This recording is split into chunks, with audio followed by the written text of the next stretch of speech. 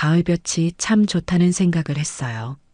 창문으로 들어오는 햇살이 거실 바닥에 길게 늘어지는 모양새가 꼭 어릴 적 할머니 댁 툇마루에 앉아있던 기억을 떠올리게 만들더군요.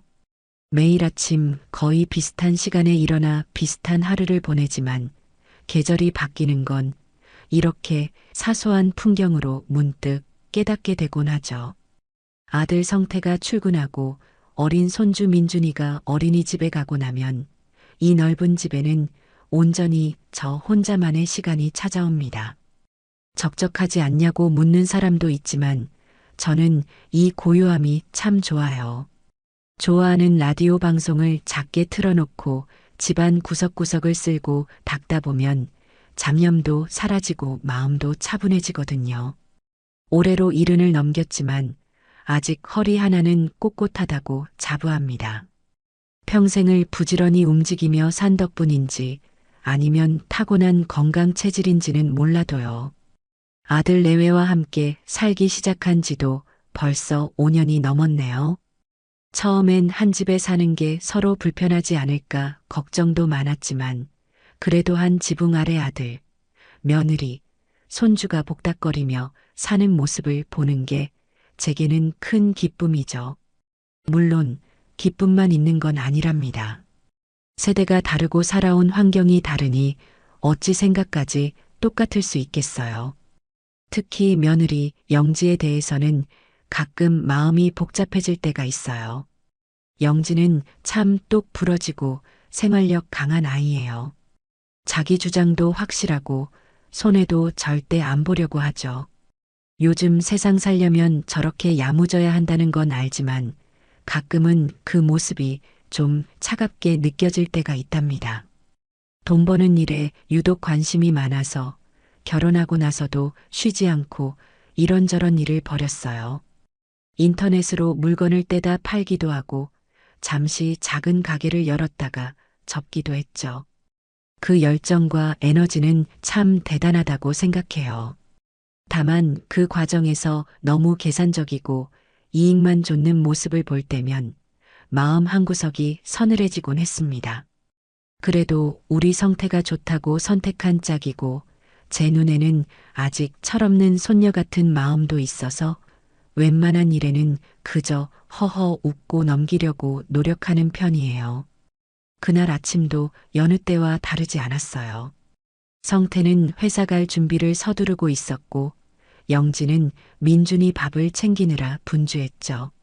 식탁에 앉아 아침 뉴스를 보는데 마침 동네 소식이 나오더군요.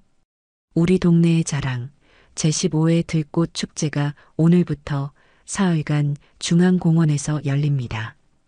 다채로운 볼거리와 먹거리가 준비되어 있으니 시민 여러분의 많은 참여 바랍니다. 아, 맞다. 오늘부터 축제였지. 저는 손뼉을 치며 민준이를 돌아봤어요. 민준아, 오늘 어린이집 끝나고 할머니랑 축제 구경 갈까?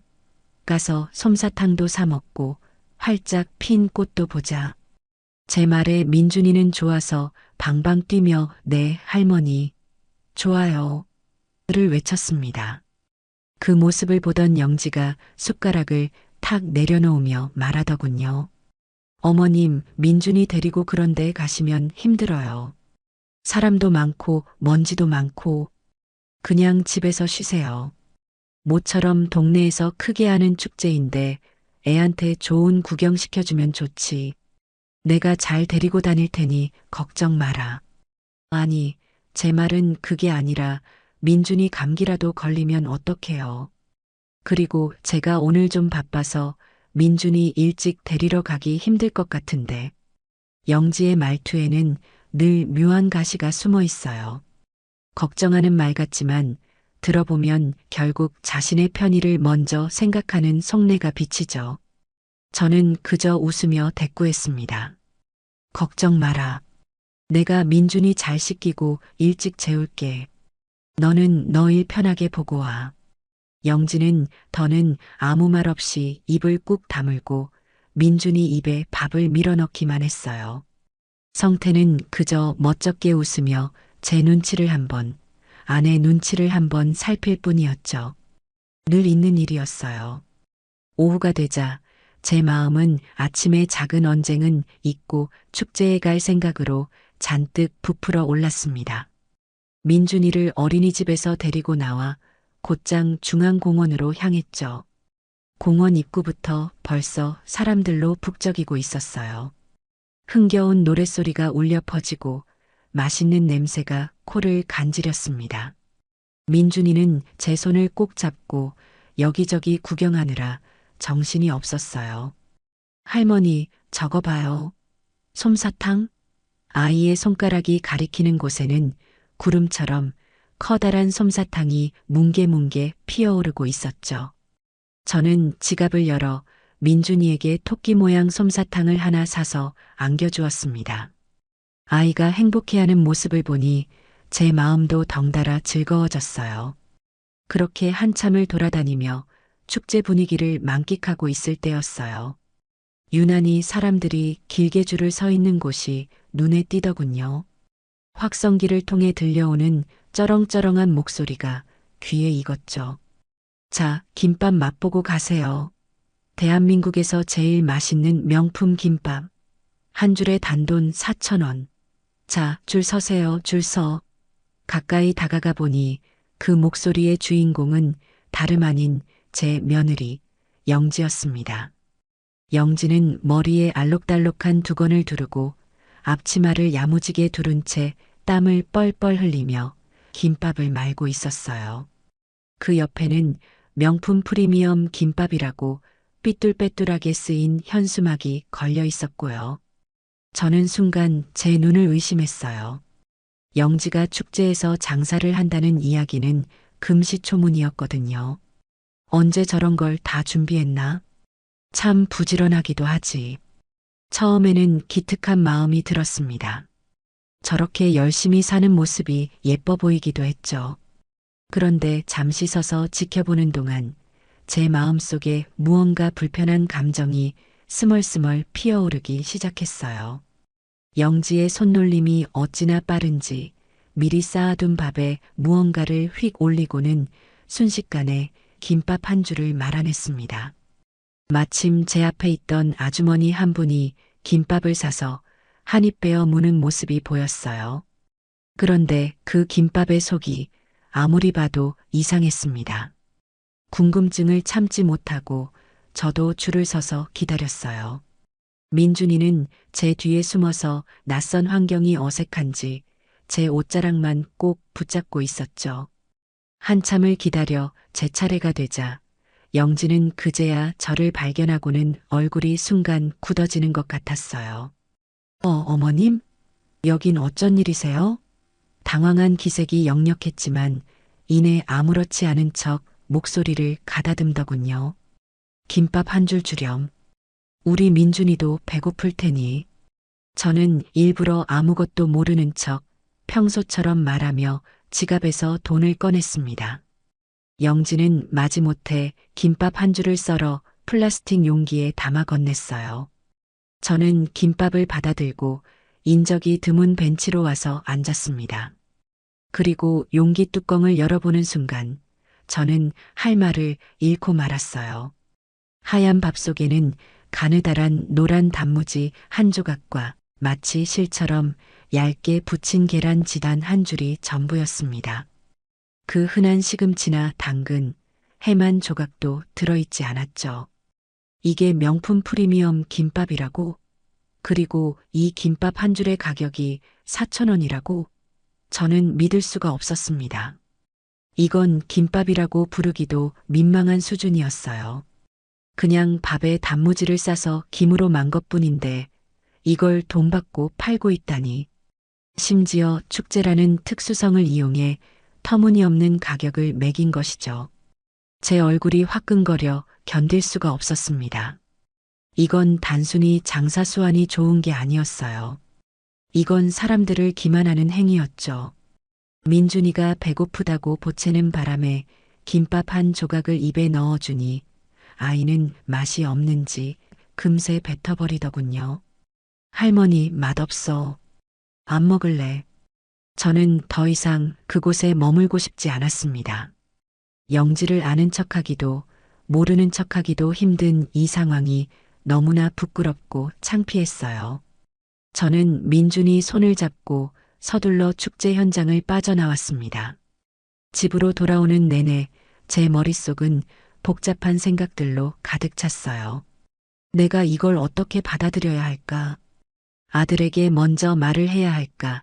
아니면 영지를 불러 따끔하게 혼을 내야 할까? 하지만 어떤 방법을 선택하든 집안에 큰 소리가 날 것은 불 보듯 뻔했죠. 그날 저녁 영지는 파김치가 된 얼굴로 늦게 귀가했습니다. 현관문을 열고 들어서자마자 아이고 힘들어 죽겠네. 오늘 돈은 좀 벌었나 몰라. 하며 소파에 벌러덩 드러눕더군요. 성태는 기다렸다는 듯 달려가 아내의 어깨를 주물러주며 고생했어. 여보. 힘들었지? 얼마나 팔았어? 하고 물었어요. 영지는 신이 난 목소리로 오늘 하루의 무용담을 늘어놓기 시작했습니다. 말도 마. 사람들이 줄을 서서 사갔다니까? 역시 장사는 목이랑 아이템이 중요해. 최소 비용으로 최대 효과를 내는 거, 이게 바로 사업 수완 아니겠어? 그 말을 듣고 있는 제 속은 부글부글 끓어오르고 있었어요. 최소 비용? 그건 비용 절감이 아니라 손님에 대한 기만이었죠. 저는 조용히 자리에서 일어나 영지에게 말했습니다. 아가, 잠깐 나 좀 보자. 할 얘기가 있단다. 제 목소리가 평소와 다르다는 걸 느꼈는지 성태와 영지는 동시에 저를 쳐다봤어요. 영지는 귀찮다는 표정을 숨기지 않고 마지못해 몸을 일으켜 저를 따라 안방으로 들어왔습니다. 저는 방문을 닫고 영지와 마주 앉았어요. 그리고 낮에 샀던 김밥 용기를 조용히 꺼내 영지 앞에 내려놓았습니다. 이거 너무한 거 아니냐? 이게 4,000원짜리 김밥이 맞니? 제 말에 영지는 용기를 한번 힐끗 보더니 이내 고개를 빳빳이 들고 대꾸하더군요. 네, 맞는데요. 뭐가 문제예요? 그 당당한 태도에 저는 잠시 할 말을 잃었습니다. 잘못을 조금이라도 인정하거나 최소한 변명이라도 할 줄 알았는데 오히려 저를 이상한 사람 취급하는 눈빛이었어요. 아가, 아무리 돈이 좋아도 이건 아니지. 어떻게 내용물이라고는 단무지 하나에 계란 쪼가리 하나 넣어놓고 4,000원을 받을 생각을 하니? 이건 사람들을 속이는 거잖니. 속이다니요? 말씀이 좀 심하시네요, 어머님. 제가 칼 들고 협박해서 사라고 했어요? 다들 자기들이 좋아서 사간 거예요. 요즘 물가가 얼마나 비싼데요? 김가, 밥가, 자릿세는 땅 파서 나와요? 어머님은 집에서 편하게 계시니까 세상 물정을 너무 모르시는 거예요. 세상 물정을 몰라서 하는 말이 아니다. 나도 평생 장사하며 너희 아버지를 도왔어. 장사의 기본은 신용이야. 이렇게 한번 속아서 사간 사람이 다음에 또 그걸 사 먹겠니? 너의 얼굴에, 우리 가족 얼굴에 먹칠하는 짓이란 걸 왜 모르니? 먹칠이요? 돈 버는 게 먹칠하는 거예요? 어머님은 그냥 제가 하는 일이 다 마음에 안 드시는 거잖아요. 안 그래요? 제가 돈 버는 게 그렇게 안 입고 오세요? 영지의 목소리는 점점 더 날카로워졌고 말투는 공격적으로 변했습니다. 안 입곱다는 말까지 서슴없이 내뱉는 며느리의 모습에 제 가슴은 서늘하게 식어내렸어요. 이건 단순히 철이 없는 수준을 넘어선 문제였죠. 잘못된 가치관이 뼛속까지 박혀 있는 것 같았어요. 너 정말 그렇게밖에 말을 못하겠니? 내가 너 돈 버는 걸 막는 것처럼 들려? 사람으로서 지켜야 할 최소한의 양심에 대해 이야기하는 거잖니. 양심이요? 하? 양심 따져서 부자 된 사람 있으면 나와보라고 하세요. 다들 이렇게 약삭빠르게 사는 세상이에요. 어머님처럼 순진하게 살면 맨날 당하기만 한다고요. 됐어요. 피곤하니까 더는 이야기하고 싶지 않네요. 앞으로 제 일에는 신경 좀 꺼주셨으면 좋겠어요. 영지는 그 말을 끝으로 저를 쏘아붙이듯 쳐다보고는 획 돌아서서 방을 나가버렸습니다. 쾅 하고 닫히는 문소리가 제 심장을 세게 내려치는 것만 같았어요. 방 안에 홀로 남겨진 저는 한동안 아무 말도 아무 행동도 할 수 없었습니다. 깊은 슬픔과 함께 설명할 수 없는 어떤 결심 같은 것이 마음속에서 단단하게 굳어지는 것을 느꼈습니다. 이건 그냥 넘어갈 문제가 아니라는 것을요. 며느리의 저 그릇된 생각을, 저 비뚤어진 마음을 반드시 바로잡아 주어야겠다고 저는 조용히 다짐했습니다. 쾅 하고 닫힌 방문은 마치 제 마음의 문이 닫히는 소리 같았어요. 한동안 그 자리에 못 박힌 듯 앉아 있었죠. 며느리가 뱉어낸 날카로운 말들이 귓가에 계속 맴돌았습니다. 어머님은 세상 물정을 너무 모르신다. 제 일에 신경 좀 꺼달라. 저를 위하는 척 걱정하는 말 속에 교묘하게 숨겨진 가시보다 차라리 이렇게 대놓고 드러내는 저기가 더 아프게 살을 파고들더군요. 이건 단순히 의견 차이가 아니었어요. 살아온 세월과 제가 지켜온 가치 전체를 부정당하는 느낌이었죠. 분하고 서러운 마음에 눈물이 핑 돌았지만 저는 입술을 굳게 깨물었습니다. 울어서 해결될 일이 아니었으니까요. 거실로 나가니 성태가 안절부절 못하며 저를 기다리고 있었어요. 방 안에서의 높은 언성이 다 들렸을 테죠. 아들은 제 눈치를 살피며 조심스럽게 입을 열었습니다. 엄마, 영지랑 무슨 일 있었어? 왜 그렇게 화가 났어? 저는 아들 얼굴을 물끄러미 바라보았어요. 제 속상한 마음을 조금이라도 알아주길 바라는 심정이었죠. 성태야, 너도 오늘 축제에서 너희 집사람이 파는 김밥 봤니? 아들은 제 질문에 고개를 작게 끄덕였습니다. 봤다는 뜻이겠죠. 그런데도 너는 아무렇지가 않았어? 밥에 단무지 하나 달랑 넣어놓고 그걸 4,000원에 파는 게 정상이라고 생각하니? 제 목소리엔 저도 모르게 원망이 섞여 나왔어요. 하지만 아들의 대답은 제 기대를 완전히 빗나갔습니다. 에이 엄마, 뭘 그런 걸 가지고 그래. 축제 때 바가지 요금은 다들 조금씩 있는 거잖아. 그리고 영지가 뭐 나쁜 마음으로 그랬겠어? 다 우리 민준이 더 좋은 거 사주고 우리 집 살림에 보탬 되려고 저렇게 열심히 사는 거지. 엄마가 영지 마음을 좀 알아줘야지. 아들의 말을 듣는 순간 가슴 한구석이 무너져 내리는 것 같았어요. 마음을 알아달라니. 저건 제 아들이 아니라 영지의 남편일 뿐이더군요. 물론 그게 당연한 이치겠지만 그래도 이건 아니었죠. 잘못된 것을 잘못되었다고 말하지 못하고 그저 아내를 감싸기에만 급급한 모습이 너무나 실망스러웠습니다. 성태야, 그건 열심히 사는 게 아니야. 그건 사람들을 속이는 거고 정직하지 못한 행동이야. 오늘 하루 돈 몇 푼 더 벌지는 몰라도 결국엔 자기 자신을 깎아먹는 짓이라고. 너는 내 아내가 그런 사람이 되길 바라니? 저는 최대한 차분하게 아들을 설득하려 애썼어요. 하지만 성태는 제 말을 이해하려 하지 않았습니다. 아니, 이해하고 싶지 않아 하는 눈치였죠. 엄마, 요즘 사람들 엄마처럼 그렇게 순진하게 안 살아. 다들 자기 목 챙기느라 바쁜 세상이야. 영지도 나름대로 다 생각이 있어서 하는 일이겠지. 그리고 젊은 사람들 장사 방식은 우리 때랑은 또 다른 거 아니겠어? 엄마가 보기엔 답답해도 그냥 좀 믿고 지켜봐 주면 안 될까? 제발 우리 집 시끄럽게 만들지 마, 응? 시끄럽게 만들지 말라. 그 말이 비수처럼 제 가슴에 꽂혔습니다.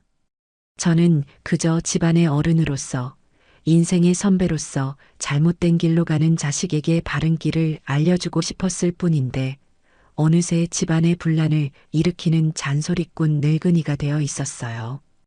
더 이상 아들과는 말이 통하지 않겠다는 생각에 깊은 한숨만 나왔습니다. 됐다.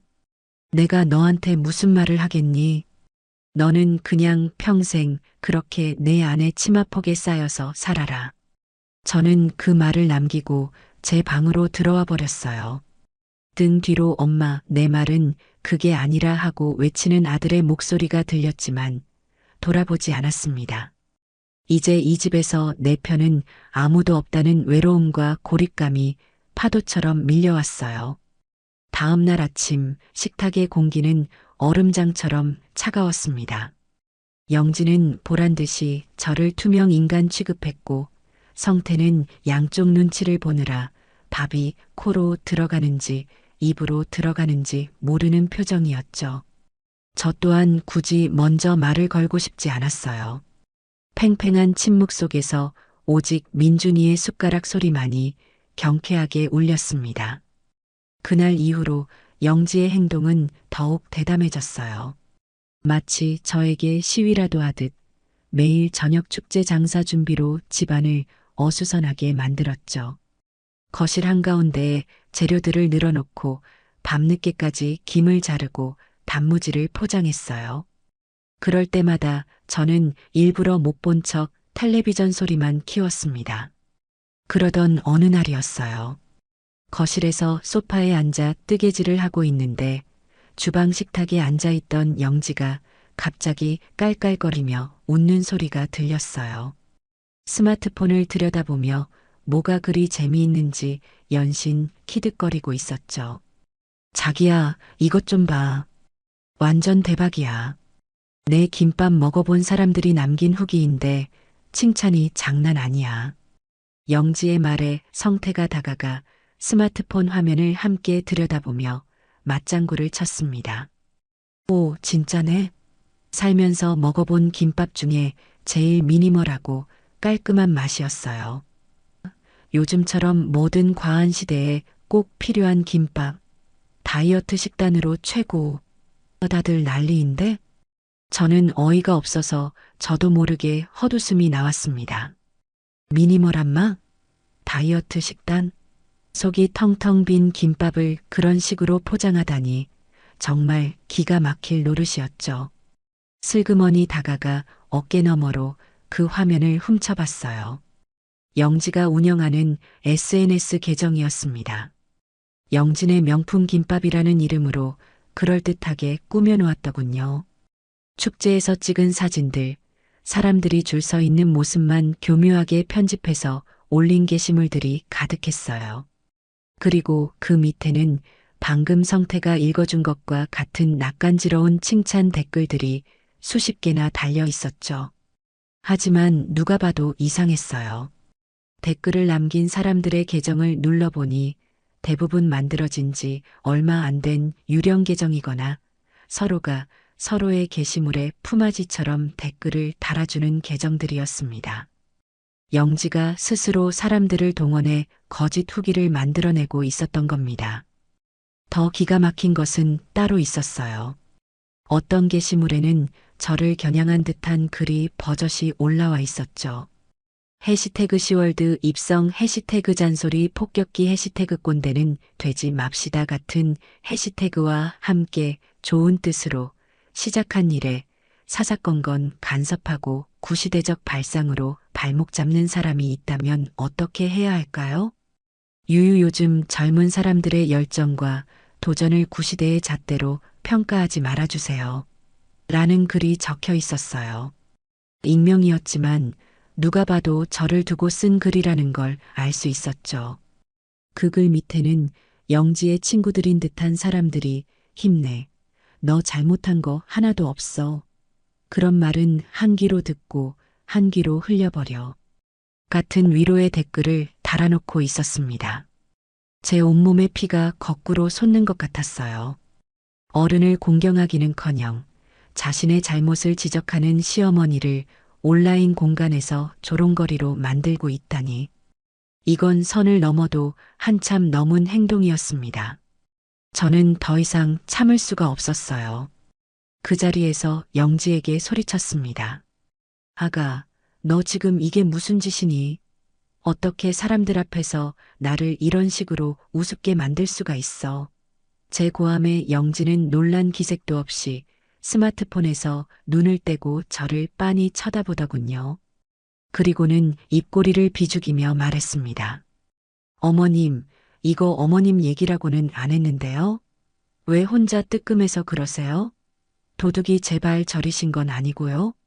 그 뻔뻔한 태도에 정말이지 말문이 막혔습니다. 옆에 있던 성태가 상황을 수습하려 나섰어요. 엄마, 왜 그래?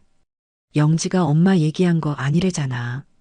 그냥 요즘 젊은 애들이 인터넷에 푸념처럼 쓰는 글이야. 너무 예민하게 받아들이지 마. 예민한 게 아니라 이게 사실이잖니.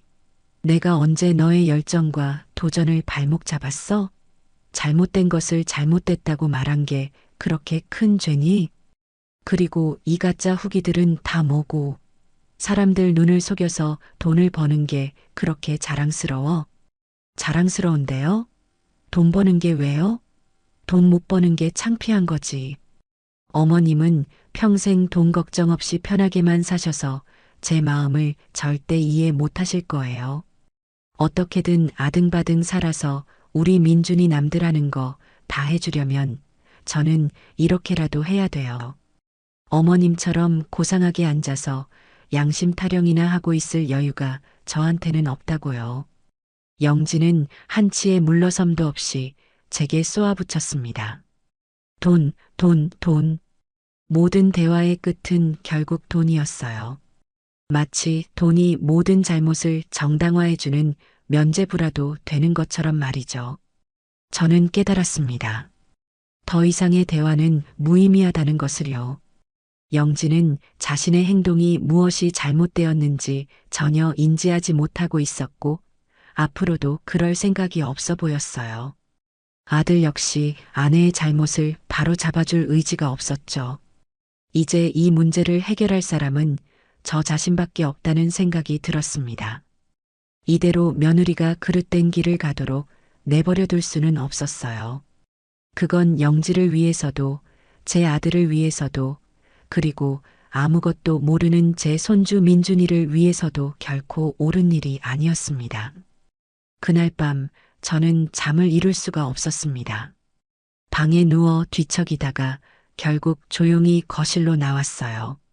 창밖을 보니 휘영청 밝은 달이 떠 있더군요. 저 달은 수십 년 전 제가 시집오던 그날 밤에도 저렇게 떠 있었죠. 그때는 참 모든 것이 어렵고 막막했지만 그래도 마음 항구에는 정직하게 살면 언젠가는 좋은 날이 올 거라는 굳은 믿음이 있었습니다. 평생을 그 믿음 하나로 버텨왔는데 이제와 제 며느리는 그 모든 것을 비웃고 있었어요. 제 인생 전체가 부정당하는 기분이었죠. 하지만 저는 주저앉아 슬퍼하고만 있을 수는 없었어요. 며느리에게 화를 내고 소리를 지르는 방식으로는 아무것도 바꿀 수 없다는 것을 깨달았거든요.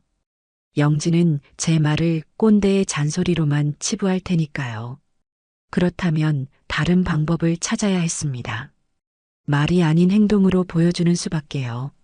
무엇이 옳은 것인지 정직하게 땀 흘려번 돈이 얼마나 값지고 단단한 것인지를 며느리의 눈으로 직접 확인하게 만들어야 했습니다.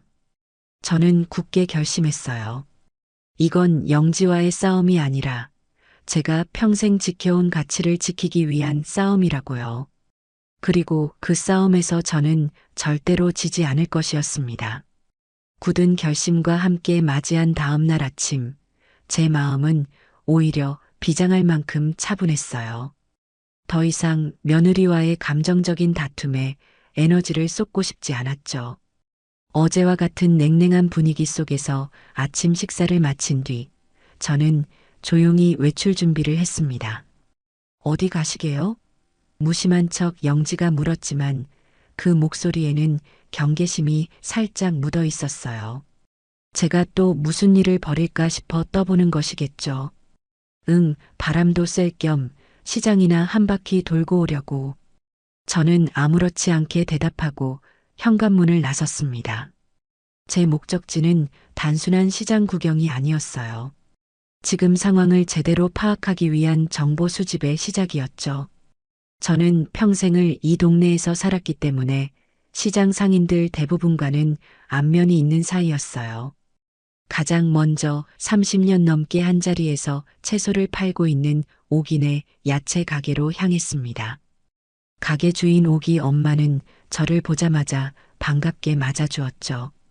어머, 미순 언니, 어디 편찮으신 데는 없으시고요? 오랜만에 나오셨네. 저는 옥이 엄마가 건네주는 야쿠르트를 하나 받아 마시며 자연스럽게 말을 꺼냈어요. 그럼 나는 아직 쌩쌩하지. 근데 요새 동네 축제 때문에 시장이 좀 한산한가 봐. 제 말에 옥이 엄마는 기다렸다는 듯이 한숨부터 내쉬더군요. 말도 마, 언니. 축제한다고 사람들 다 거기로 쏠려서 여긴 파리만 날려.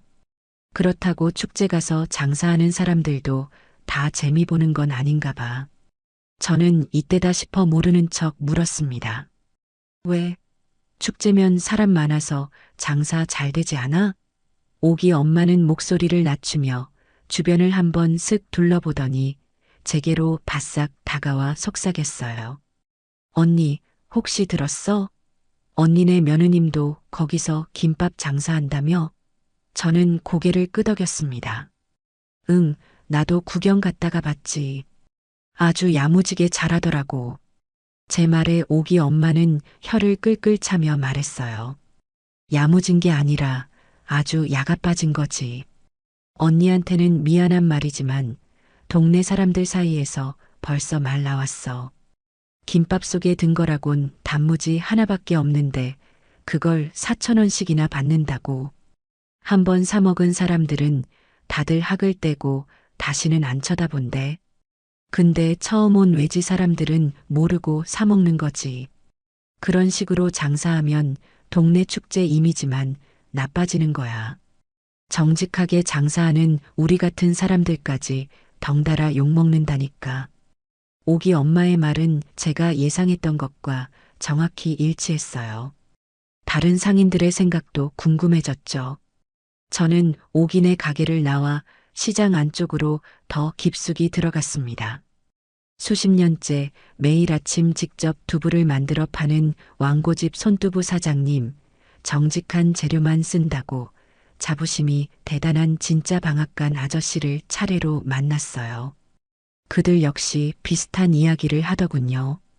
축제 때마다 나타나서 질 낮은 음식을 비싸게 팔고 사라지는 뜨내기 장사꾼들 때문에 골치가 아픈데 이번에는 동네 사람이, 그것도 젊은 세대기 그런 행동을 하니 더 씁쓸하다는 거였죠.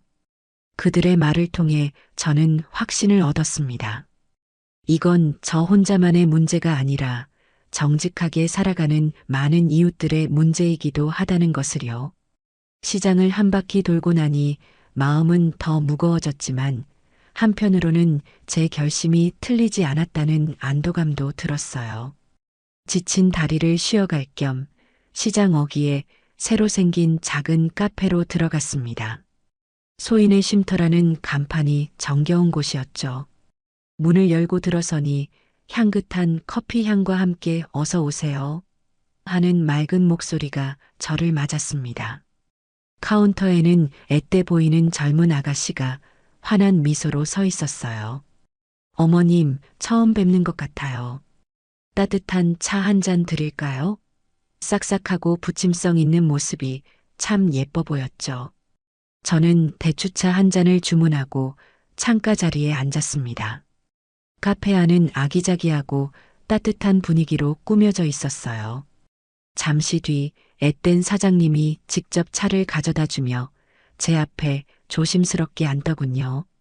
어머님, 혹시 실례가 안 된다면 잠시 같이 앉아도 될까요? 시장 어르신들께 이야기는 많이 들었어요. 이 동네 터줏대감이라고요. 저는 웃으며 고개를 끄덕였습니다. 그래, 내가 이 동네 시집와서 지금까지 살았으니 터줏대감 맞지. 아가씨는 여기 가게 연지 얼마 안 됐나 봐? 네, 이제 막 6개월 됐어요. 제 이름은 박소희예요, 어머님. 자신을 소희라고 소개한 아가씨는 참 밝고 긍정적인 에너지를 가진 사람이었어요. 우리는 금세 이런저런 이야기를 나누며 가까워졌죠. 소희 양은 좋은 원두를 직접 골라 정직하게 커피를 내리고 모든 디저트를 직접 만든다며 자신의 일에 대한 자부심을 드러냈습니다. 그 모습이 참 대견하고 예뻐 보였어요. 한참 이야기를 나누다 보니 저도 모르게 마음속 깊은 곳에 담아두었던 고민을 털어놓게 되었습니다. 며느리의 단무지 김밥 이야기부터 사람들을 속이는 장사 방식, 그리고 저를 조롱하는 SNS 이야기까지 제 이야기를 듣는 내내 소희 양은 고개를 끄덕이며 진지하게 들어주었어요. 제가 말을 마치자 소희 양은 제 손을 꼭 잡으며 자기 일처럼 분개하더군요. 어머님, 정말 속상하셨겠어요. 어떻게 그런 식으로 장사를 할 수가 있죠? 그건 손님들을 우습게 보는 거고 결국 자기 자신을 속이는 거잖아요. 소희 양의 진심 어린 위로에 저도 모르게 눈시울이 붉어졌습니다. 내 아들도 이해해주지 못하는 내 마음을 오늘 처음 만난 이 젊은 아가씨가 알아준다는 사실이 무척이나 고마웠어요. 한참 동안 제 등을 토닥여주던 소희 양이 갑자기 눈을 반짝이며 말했어요. 어머님, 근데요. 며느님을 직접 찾아가서 싸우거나 혼내시는 건 아무 소용이 없을 것 같아요. 어머님 말씀처럼 꼰대의 잔소리라고 생각하고 더 엇나갈 게 뻔해요. 그럼 어쩌면 좋겠니? 내가 정말 답답해서 그래. 제 물음에 소희 양은 마치 좋은 생각이라도 떠오른 듯 흥분된 목소리로 말을 이어갔습니다. 어머님, 우리가 선한 영향력으로 보여주는 건 어때요? 말로 하는 100마디보다 제대로 된 결과물 하나를 보여주는 게 훨씬 더 효과적일 거예요. 며느님을 직접 공격하는 게 아니라 소비자들이 스스로 무엇이 옳고 그른지 판단하게 만드는 거죠. 선한 영향력.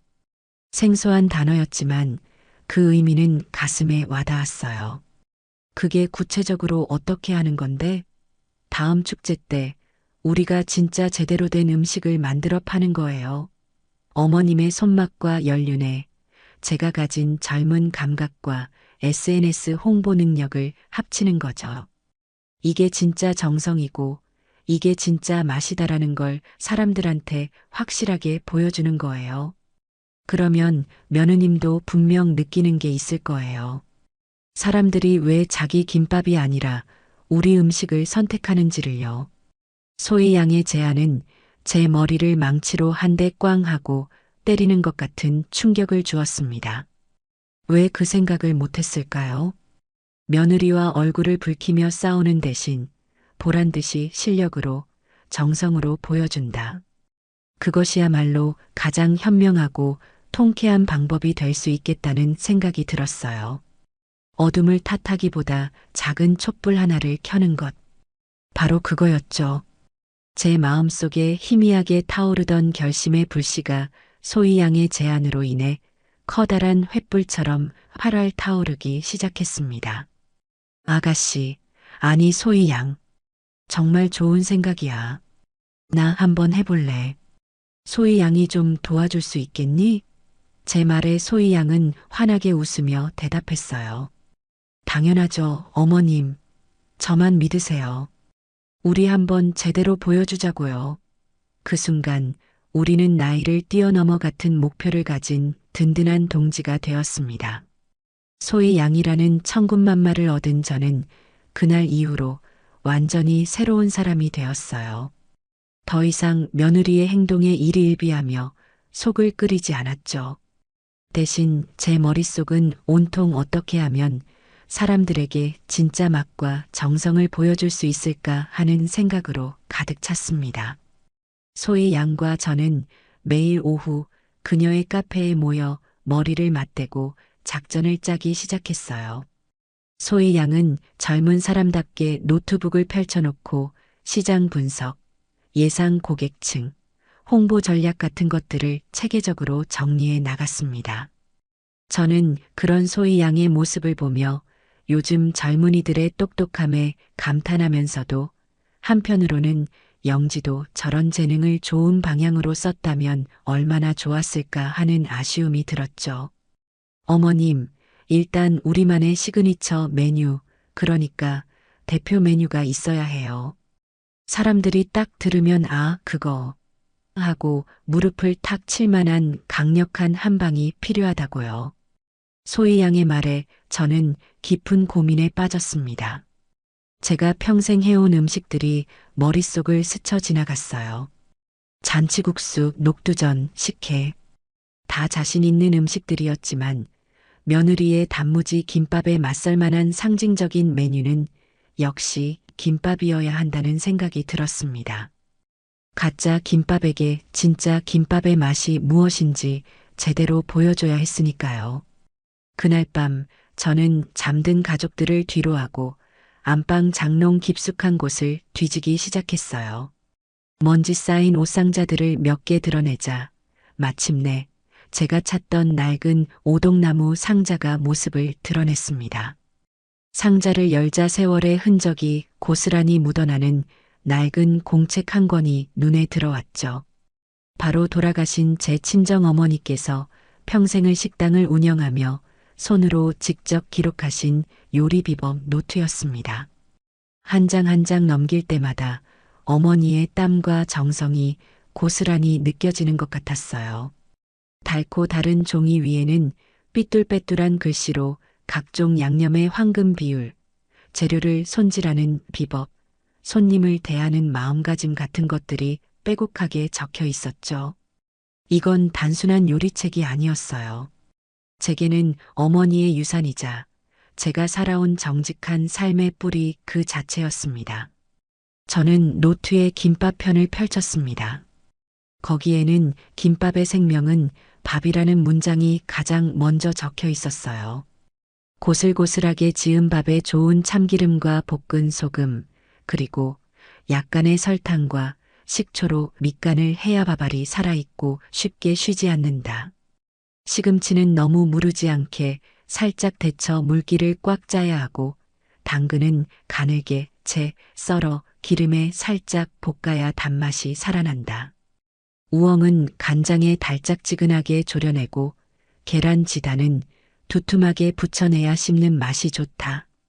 등 당연한 것 같지만 지키기 어려운 원칙들이 세세하게 기록되어 있었죠.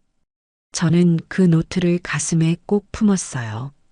이 안에 담긴 어머니의 진심을 제가 되살려내야겠다고 다짐했습니다. 다음 날 저는 비법 노트를 들고 소희 양의 카페로 향했습니다. 제 노트를 본 소희 양은 눈을 동그랗게 뜨고 감탄했어요. 우와, 어머님, 이건 거의 문화재 수준인데요? 정말 대단해요. 우리는 함께 노트를 들여다보며 어머니의 진심 김밥 프로젝트를 구체화하기 시작했습니다. 노트에 적힌 대로 최고의 재료를 구하기 위해 함께 새벽 시장을 돌며 발품을 팔았어요. 시금치는 흙냄새가 진하게 나는 노지 시금치로, 당근은 색이 선명하고 단단한 것으로, 단무지는 공장에서 나온 것이 아닌 시장 골목에서 직접 물을 절여 만드는 할머니의 수제 단무지를 골랐습니다. 계란도 아는 분을 통해 양계장에서 막 나은 신선한 유정란을 구했죠. 영지가 원가를 줄이기 위해 재료를 하나씩 뺄 때 우리는 오히려 최고의 재료를 하나씩 더하는 정반대의 길을 선택한 겁니다.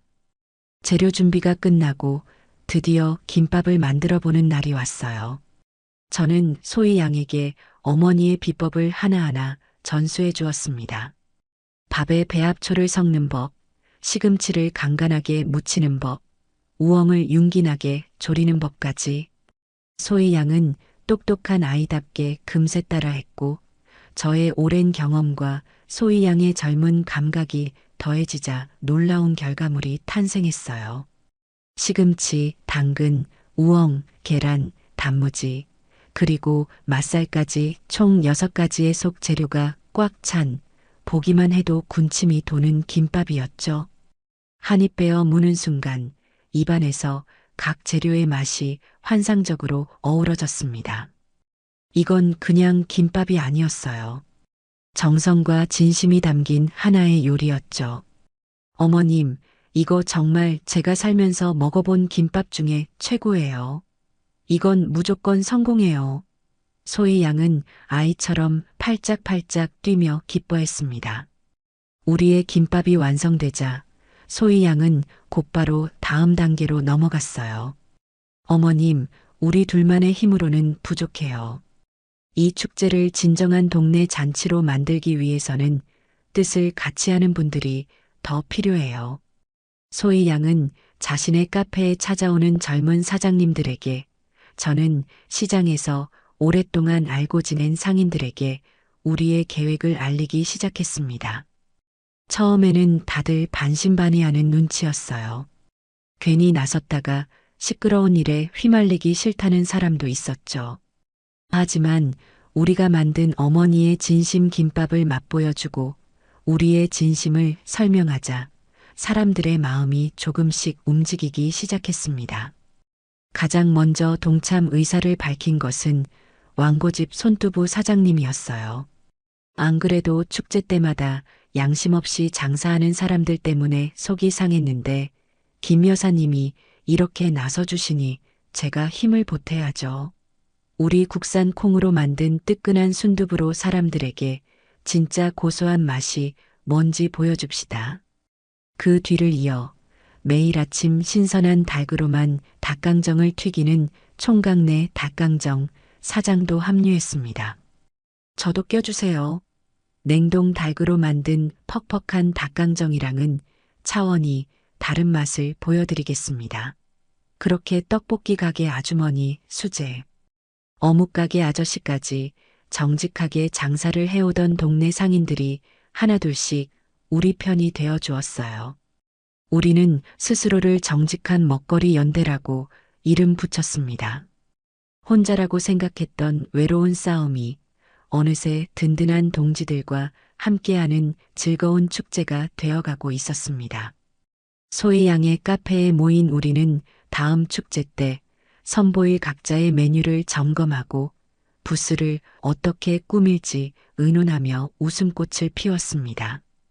저는 그 모습을 흐뭇하게 바라보며 이것이 바로 제가 사람들에게 그리고 제 며느리에게 보여주고 싶었던 진짜 장사의 모습이라는 것을 깨달았습니다.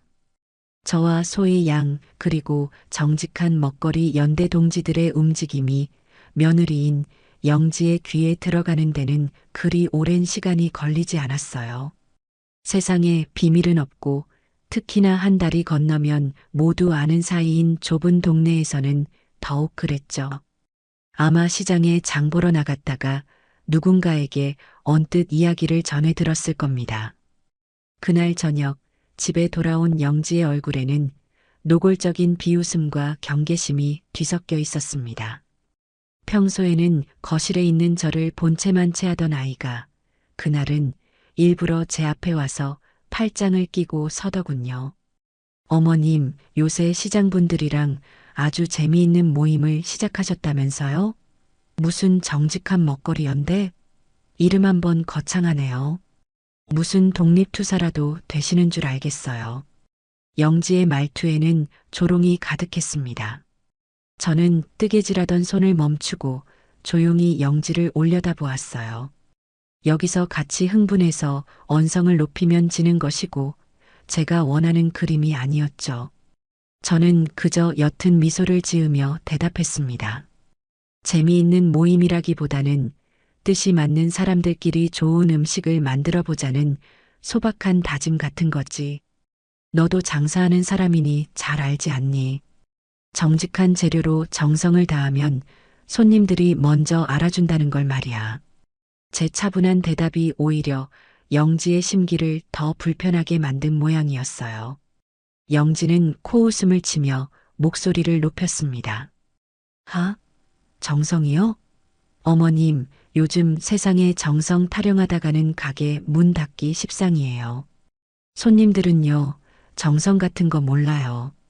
그냥 싸고 양 많고 사진 찍기 좋으면 장땡이라고요. 어머님이랑 그 시장 상인분들 다들 시대에 뒤떨어진 생각만 하고 계신 거예요. 그렇게 옛날 방식만 고집하시니 평생 그 자리에서 그 모양으로 장사하고 계신 거고요. 참으로 아프고 무례한 말이었습니다.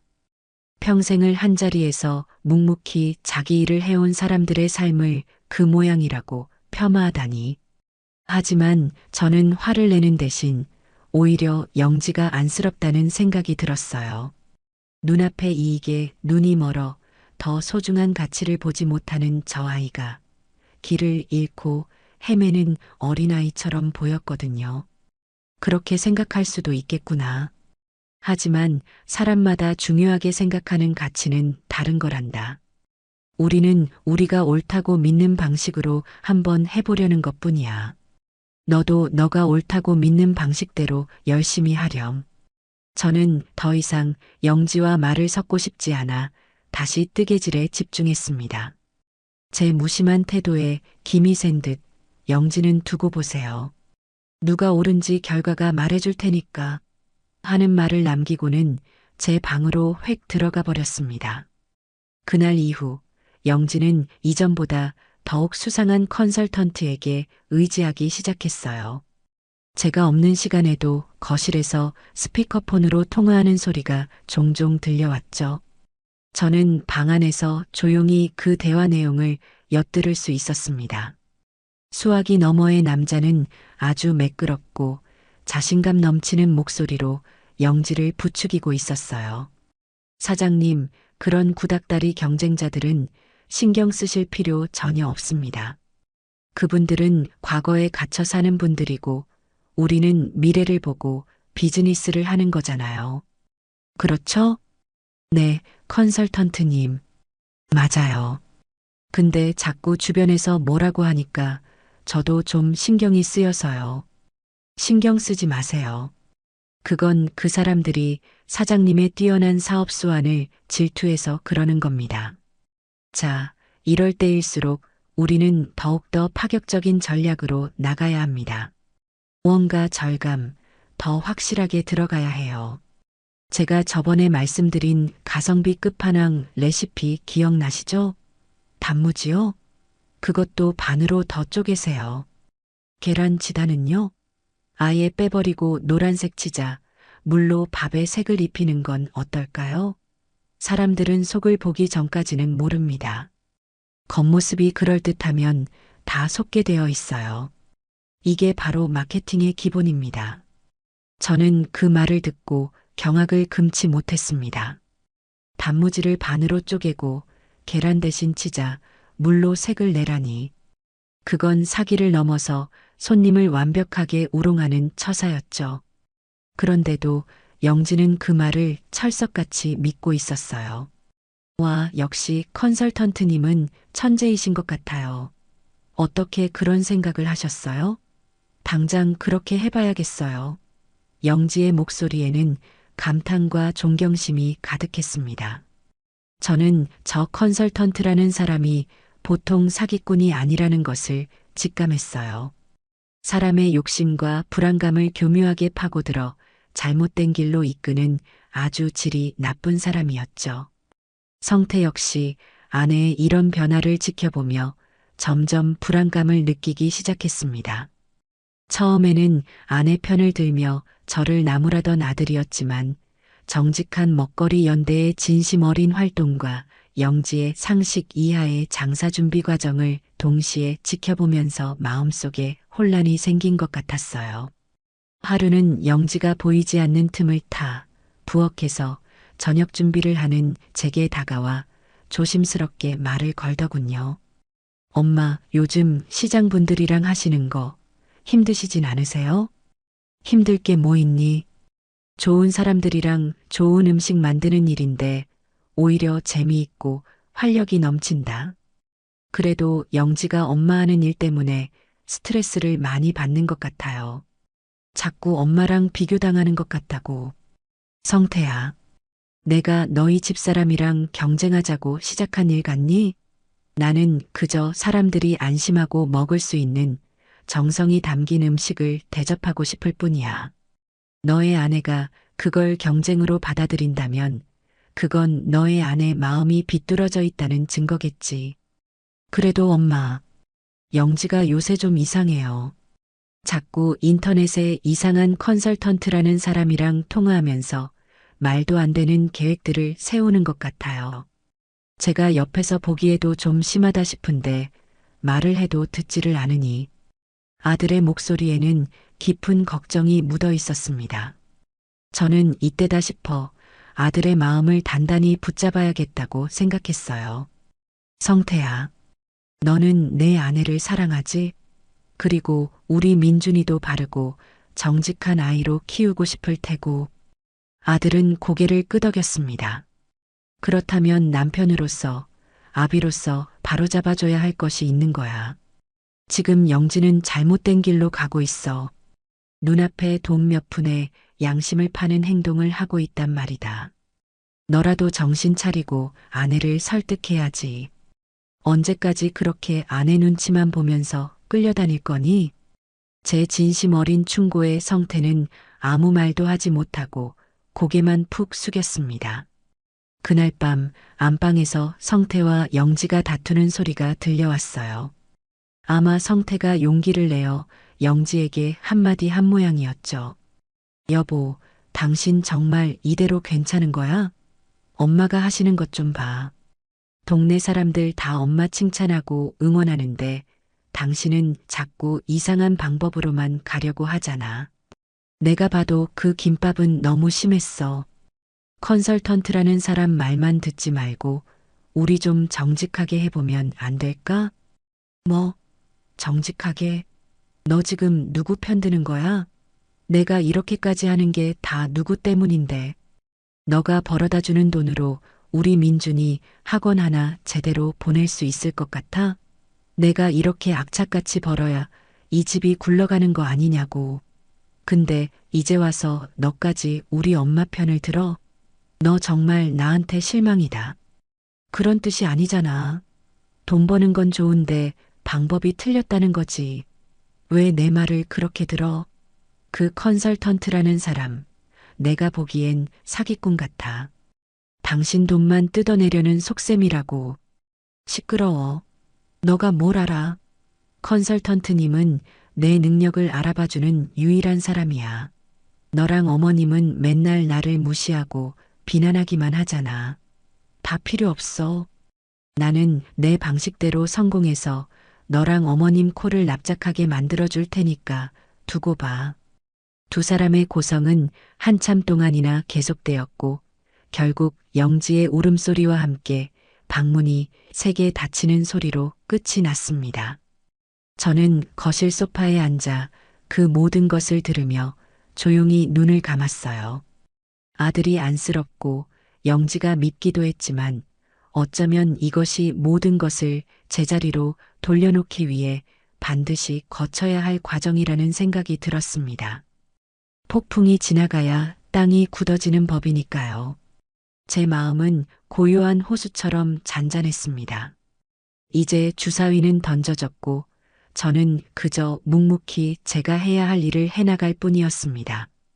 며느리가 스스로 깨닫고 돌아올 때까지 저는 진짜 어른의 역할이 무엇인지 행동으로 보여줄 참이었습니다.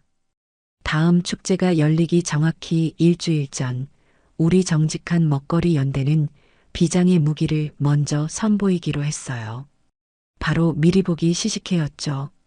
소희양의 카페 소인의 쉼터 앞에 작은 테이블을 펼쳐놓고 우리가 축제 때 팔 음식들을 동네 주민들에게 미리 맛보여주는 작은 행사를 기획한 겁니다. 어머님, 요즘은 바이럴 마케팅이 대세예요. 직접 먹어본 사람들의 진짜 입소문만큼 강력한 홍보는 없거든요. 우리가 먼저 진심을 보여주면 사람들도 분명 진심으로 화답해 줄 거예요. 소희 양의 자신감 넘치는 말에 우리 모두는 고개를 끄덕였습니다. 시식회 당일 아침, 우리는 이른 시간부터 모여 분주하게 음식을 준비했어요. 저는 밤새 정성껏 준비한 재료들로 어머니의 진심 김밥을 수십 줄 말았고 왕고집 손두부 사장님은 갓 만든 뜨끈한 순두부를 커다란 솥에 담아왔죠. 총각내 닭강정 사장은 달콤하고 바삭한 닭강정을 산더미처럼 튀겨왔고 떡볶이 가게 아주머니의 매콤달콤한 옛날 떡볶이까지 테이블 위는 금세 먹음직스러운 음식들로 가득 찼습니다. 마치 작은 동네 잔치가 열린 것 같았어요. 소희 양이 예쁘게 손글씨로 쓴 정직한 먹거리 연대, 미리 맛보러 오세요. 라는 팻말을 내걸자 지나가던 동네 사람들이 하나둘씩 호기심을 보이며 모여들기 시작했습니다. 어머, 이게 다 뭐예요? 공짜로 주는 거예요? 네, 어르신. 마음껏 드셔보세요. 저희가 이번 들꽃 축제 때 선보일 음식들이랍니다. 맛이 어떤지 평가도 좀 해주시고요. 소희 양의 상냥한 목소리에 사람들은 수줍게 웃으며 음식을 맛보기 시작했어요. 그리고 잠시 후 여기저기서 감탄사가 터져 나왔습니다. 이야, 이 김밥 정말 실하네. 요즘 이런 김밥 보기 힘든데 옛날에 우리 엄마가 싸주시던 바로 그 맛이야. 한 아주머니의 칭찬에 제 어깨가 으쓱해졌죠. 사장님, 이 닭강정은 식어도 이렇게 바삭하고 맛있어요? 비법이 뭐예요? 젊은 학생들은 연신 사진을 찍으며 감탄했고 아이들은 순두부가 고소하다며 한 그릇을 뚝딱 비워냈습니다. 사람들의 얼굴에는 맛있는 음식을 먹는 순수한 행복감이 가득했어요. 돈을 받지 않았지만 저희는 그 미소만으로도 이미 큰 보상을 받은 기분이었죠. 소희 양은 그 기회를 놓치지 않았습니다. 한 손에는 스마트폰을 들고 시식회 현장을 실시간으로 촬영하며 사람들과 인터뷰를 했어요. 어머님, 오늘 드셔보신 김밥 어떠셨어요? 말도 마, 최고였어. 내가 축제 첫날 바로 달려가서 팔아줄게. 소희 양은 이런 생생한 반응들을 그대로 동네 사람들이 자주 이용하는 온라인 커뮤니티와 자신의 SNS에 올렸습니다. 정성스럽게 찍은 음식 사진과 함께 우리 정직한 먹거리 연대가 뭉치게 된 사연, 그리고 각 가게 사장님들의 정직한 장사 철학에 대한 이야기를 진솔하게 담아냈죠. 반응은 폭발적이었습니다. 게시물은 순식간에 수백 개의 좋아요를 받았고 응원의 댓글들이 쉴 새 없이 달리기 시작했어요. 와, 정말 멋진 분들이시네요. 요즘 세상에 저렇게 양심적으로 장사하시는 분들이 있다니 감동입니다. 지난번 축제 때 이상한 김밥 사 먹고 기분만 상했는데 이번엔 무조건 여기로 가야겠어요. 우리 동네의 자부심입니다. 돈으로 혼쭐 내드립시다. 같은 뜨거운 반응들이었죠. 이것이 바로 소희 양이 말한 선한 영향력의 힘이었습니다. 우리는 억지로 홍보하지 않았어요. 그저 우리의 진심을 보여주었을 뿐인데 사람들이 먼저 알아주고 자발적으로 우리의 홍보대사가 되어준 것이죠. 이 모든 상황을 며느리인 영지도 똑똑히 지켜보고 있었습니다. 아마 동네 커뮤니티에 올라온 글과 영상을 통해 우리의 시식회 소식을 접했을 겁니다. 그날 저녁 집에 돌아온 영지의 얼굴은 그야말로 잿빛이었어요. 불안과 초조함, 그리고 분노가 뒤섞인 복잡한 표정이었죠. 영지는 소파에 앉아있는 저를 본체만체 하고 곧장 방으로 들어가더니 또다시 그 컨설턴트라는 사람과 통화를 시작했습니다. 이번에는 스피커폰이 아니었지만 잔뜩 격앙된 목소리가 문틈으로 새어나왔어요. 컨설턴트님, 지금 인터넷 난리 난 거 보셨어요? 시어머니가 동네 상인들이랑 작당하고 제 장사를 방해하려고 해요. 무슨 시식회까지 열어서 사람들한테 공짜로 음식을 뿌렸다니까요. 저 이제 어떡해요? 이러다 저 완전 망하는 거 아니에요? 영지의 목소리는 거의 울먹임에 가까웠어요. 수화기 너머로 컨설턴트의 능글맞은 목소리가 작게 들려왔습니다. 그는 오히려 이런 상황을 즐기는 듯 영지를 더욱 위험한 길로 내몰고 있었어요. 사장님, 진정하세요. 이건 위기가 아니라 기회입니다. 노이즈 마케팅이라고 들어보셨죠? 논란의 중심에 서게 된 걸 오히려 역이용해야 합니다. 그럴수록 사람들의 관심은 사장님에게 더 쏠리게 되어 있어요. 구시대적인 진심 타령에 맞설 우리만의 충격 요법이 필요한 시점입니다. 충격 요법이요? 그게 뭔데요? 사람들의 시선을 단번에 사로잡을 만한 비주얼 쇼크를 선사하는 겁니다. 맛은 중요하지 않아요. 오로지 사진빨만 잘 받으면 됩니다. 예를 들면 인간의 혀로는 상상할 수 없는 색깔의 음료수 같은 거요. 파란색, 초록색, 보라색. 보기만 해도 눈이 아플 정도의 원색적인 음료를 만드는 겁니다. 사람들은 그 기괴한 색깔에 끌려 사진을 찍을 거고 그걸 SNS에 올리겠죠. 맛이 없다는 후기는 중요하지 않아요.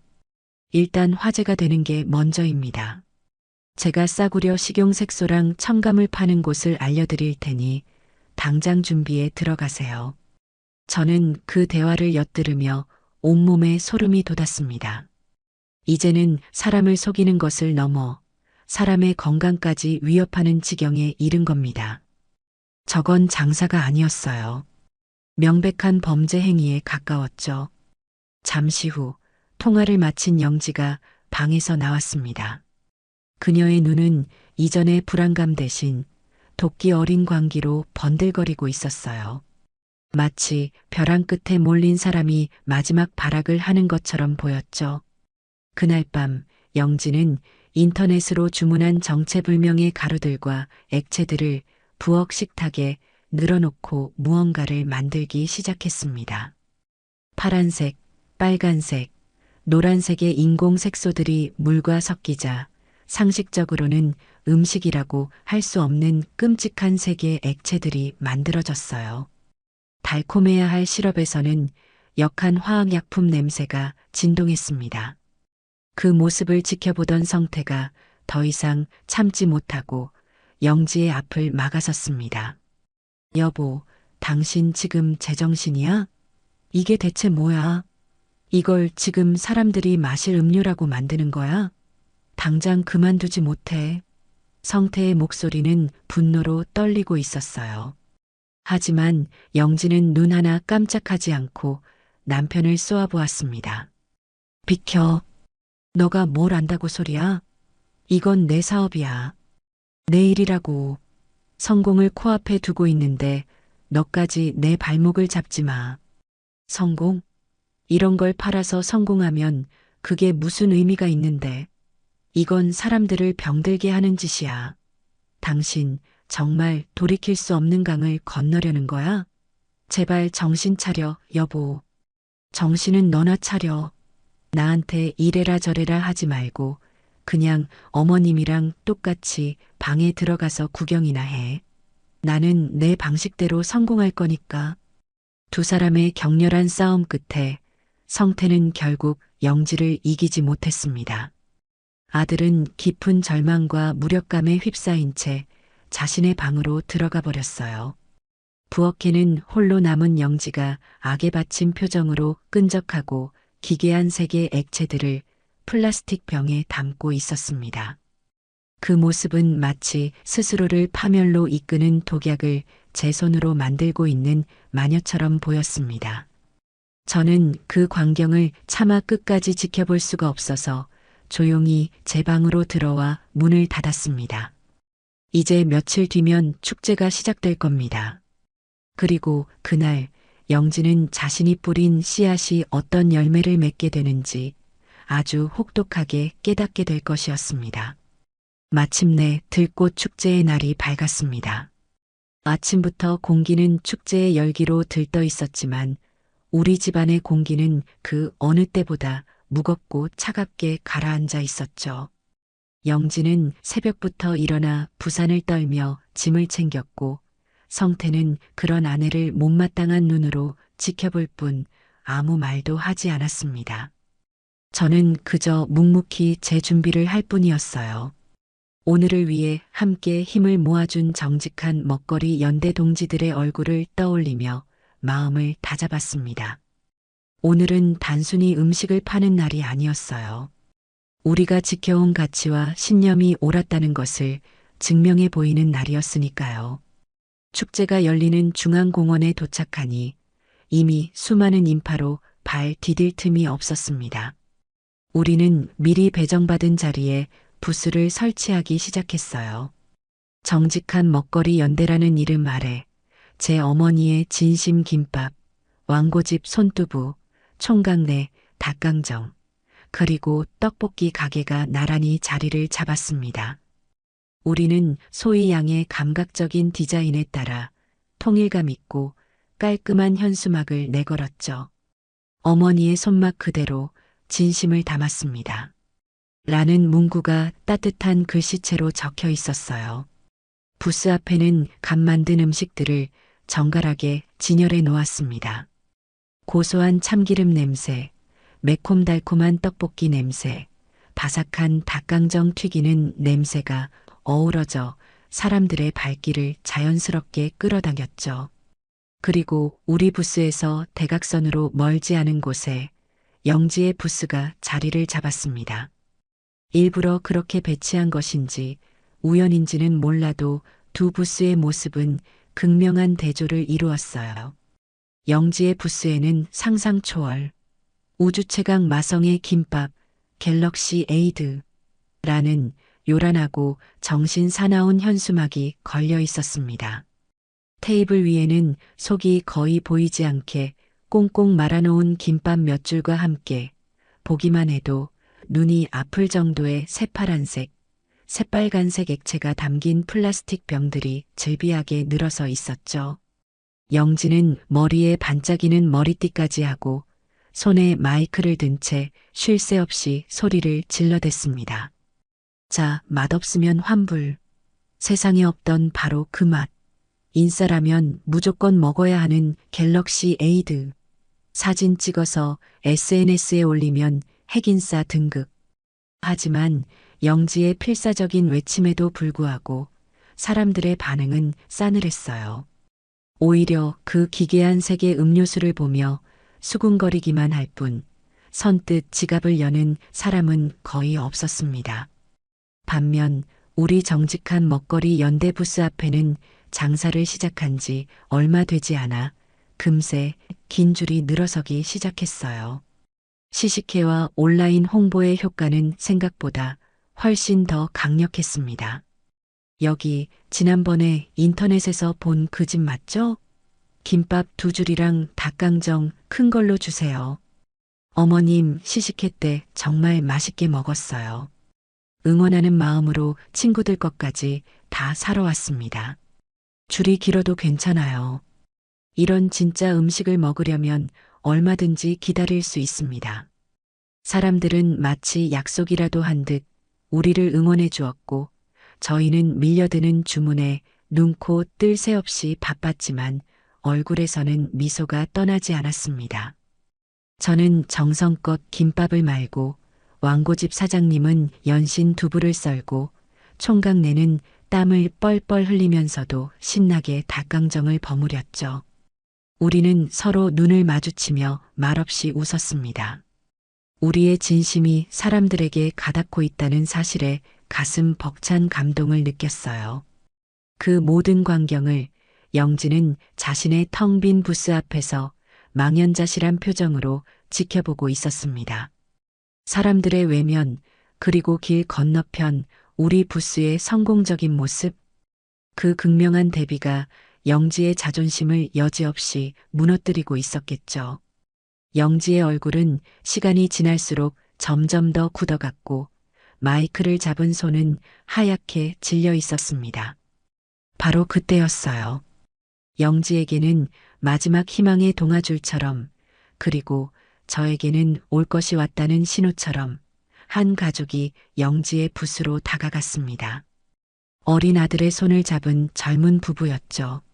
아이는 영지의 테이블에 놓인 새파란 갤럭시 에이드를 보더니 신기한 듯 눈을 반짝이며 엄마를 졸랐습니다. 엄마, 나 저거 사주세요. 저 파란색 물 마시고 싶어요. 아이 엄마는 잠시 망설이는 듯 했지만 계속 보채는 아이를 이기지 못하고 결국 지갑을 열었습니다. 아가, 이거 색깔이 좀 이상한데 정말 괜찮겠어? 네, 괜찮아요. 빨리요. 영지는 그날의 첫 손님에게 최대한 밝은 미소를 지어 보이며 파란색 음료가 담긴 병을 건넸습니다. 아이는 신이 나서 그 음료를 받아들고는 곧장 빨대를 꽂아 한 모금 크게 빨아들였어요. 그리고는 인상을 찡그리더군요. 엄마, 이거 이상한 맛 나. 맛없어. 하지만 이미 돈을 냈기에 아이 엄마는 그냥 마셔. 내가 사달라고 했잖아. 하고는 아이 손에 음료를 쥐어준 채 다른 곳으로 발걸음을 옮겼습니다. 그리고 약 20분쯤 지났을까요? 축제 현장의 소란 속에서 유난히 날카로운 여자의 목소리가 들려왔습니다. 여기요. 아까 여기서 파란색 음료수 사간 사람인데요. 조금 전 그 아이의 엄마였습니다. 그녀는 잔뜩 화가 난 얼굴로 영지의 붓으로 삿대질하며 다가오고 있었어요.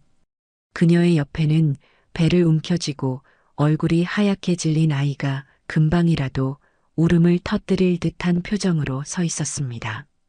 당신, 대체 이 음료수에다 뭘 탄 거야? 우리 애가 이거 마시고 나서부터 계속 배가 아프다고 하잖아. 얼굴이 완전 새하얘졌다고. 당신, 이거 불량식품 파는 거지. 그렇지. 아이 엄마의 고함에 주변에 있던 모든 사람들의 시선이 순식간에 영지의 붓으로 쏠렸습니다. 영지는 당황해서 어쩔 줄을 몰라 하며 더듬거렸어요. 저는 그냥 식용색소랑 시럽만 넣었는데요. 그럴 리가 없어요. 식용색소? 이게 식용색소로 나올 수 있는 색깔이야? 당신 양심도 없어? 애들 마시는 음료에다 장난을 쳐? 당장 이거 환불해주고 우리의 병원비 내놔. 경찰에 신고하기 전에. 아이 엄마의 분노는 극에 달했고 주변 사람들 역시 저것 봐. 내가 그럴 줄 알았어. 어떻게 저런 걸 팔 생각을 하지? 완전 사기꾼이네. 하며 영지를 향해 비난을 쏟아내기 시작했습니다. 바로 그때 퇴근하고 아내를 응원하러 온 것인지 성태가 그 현장에 도착했습니다.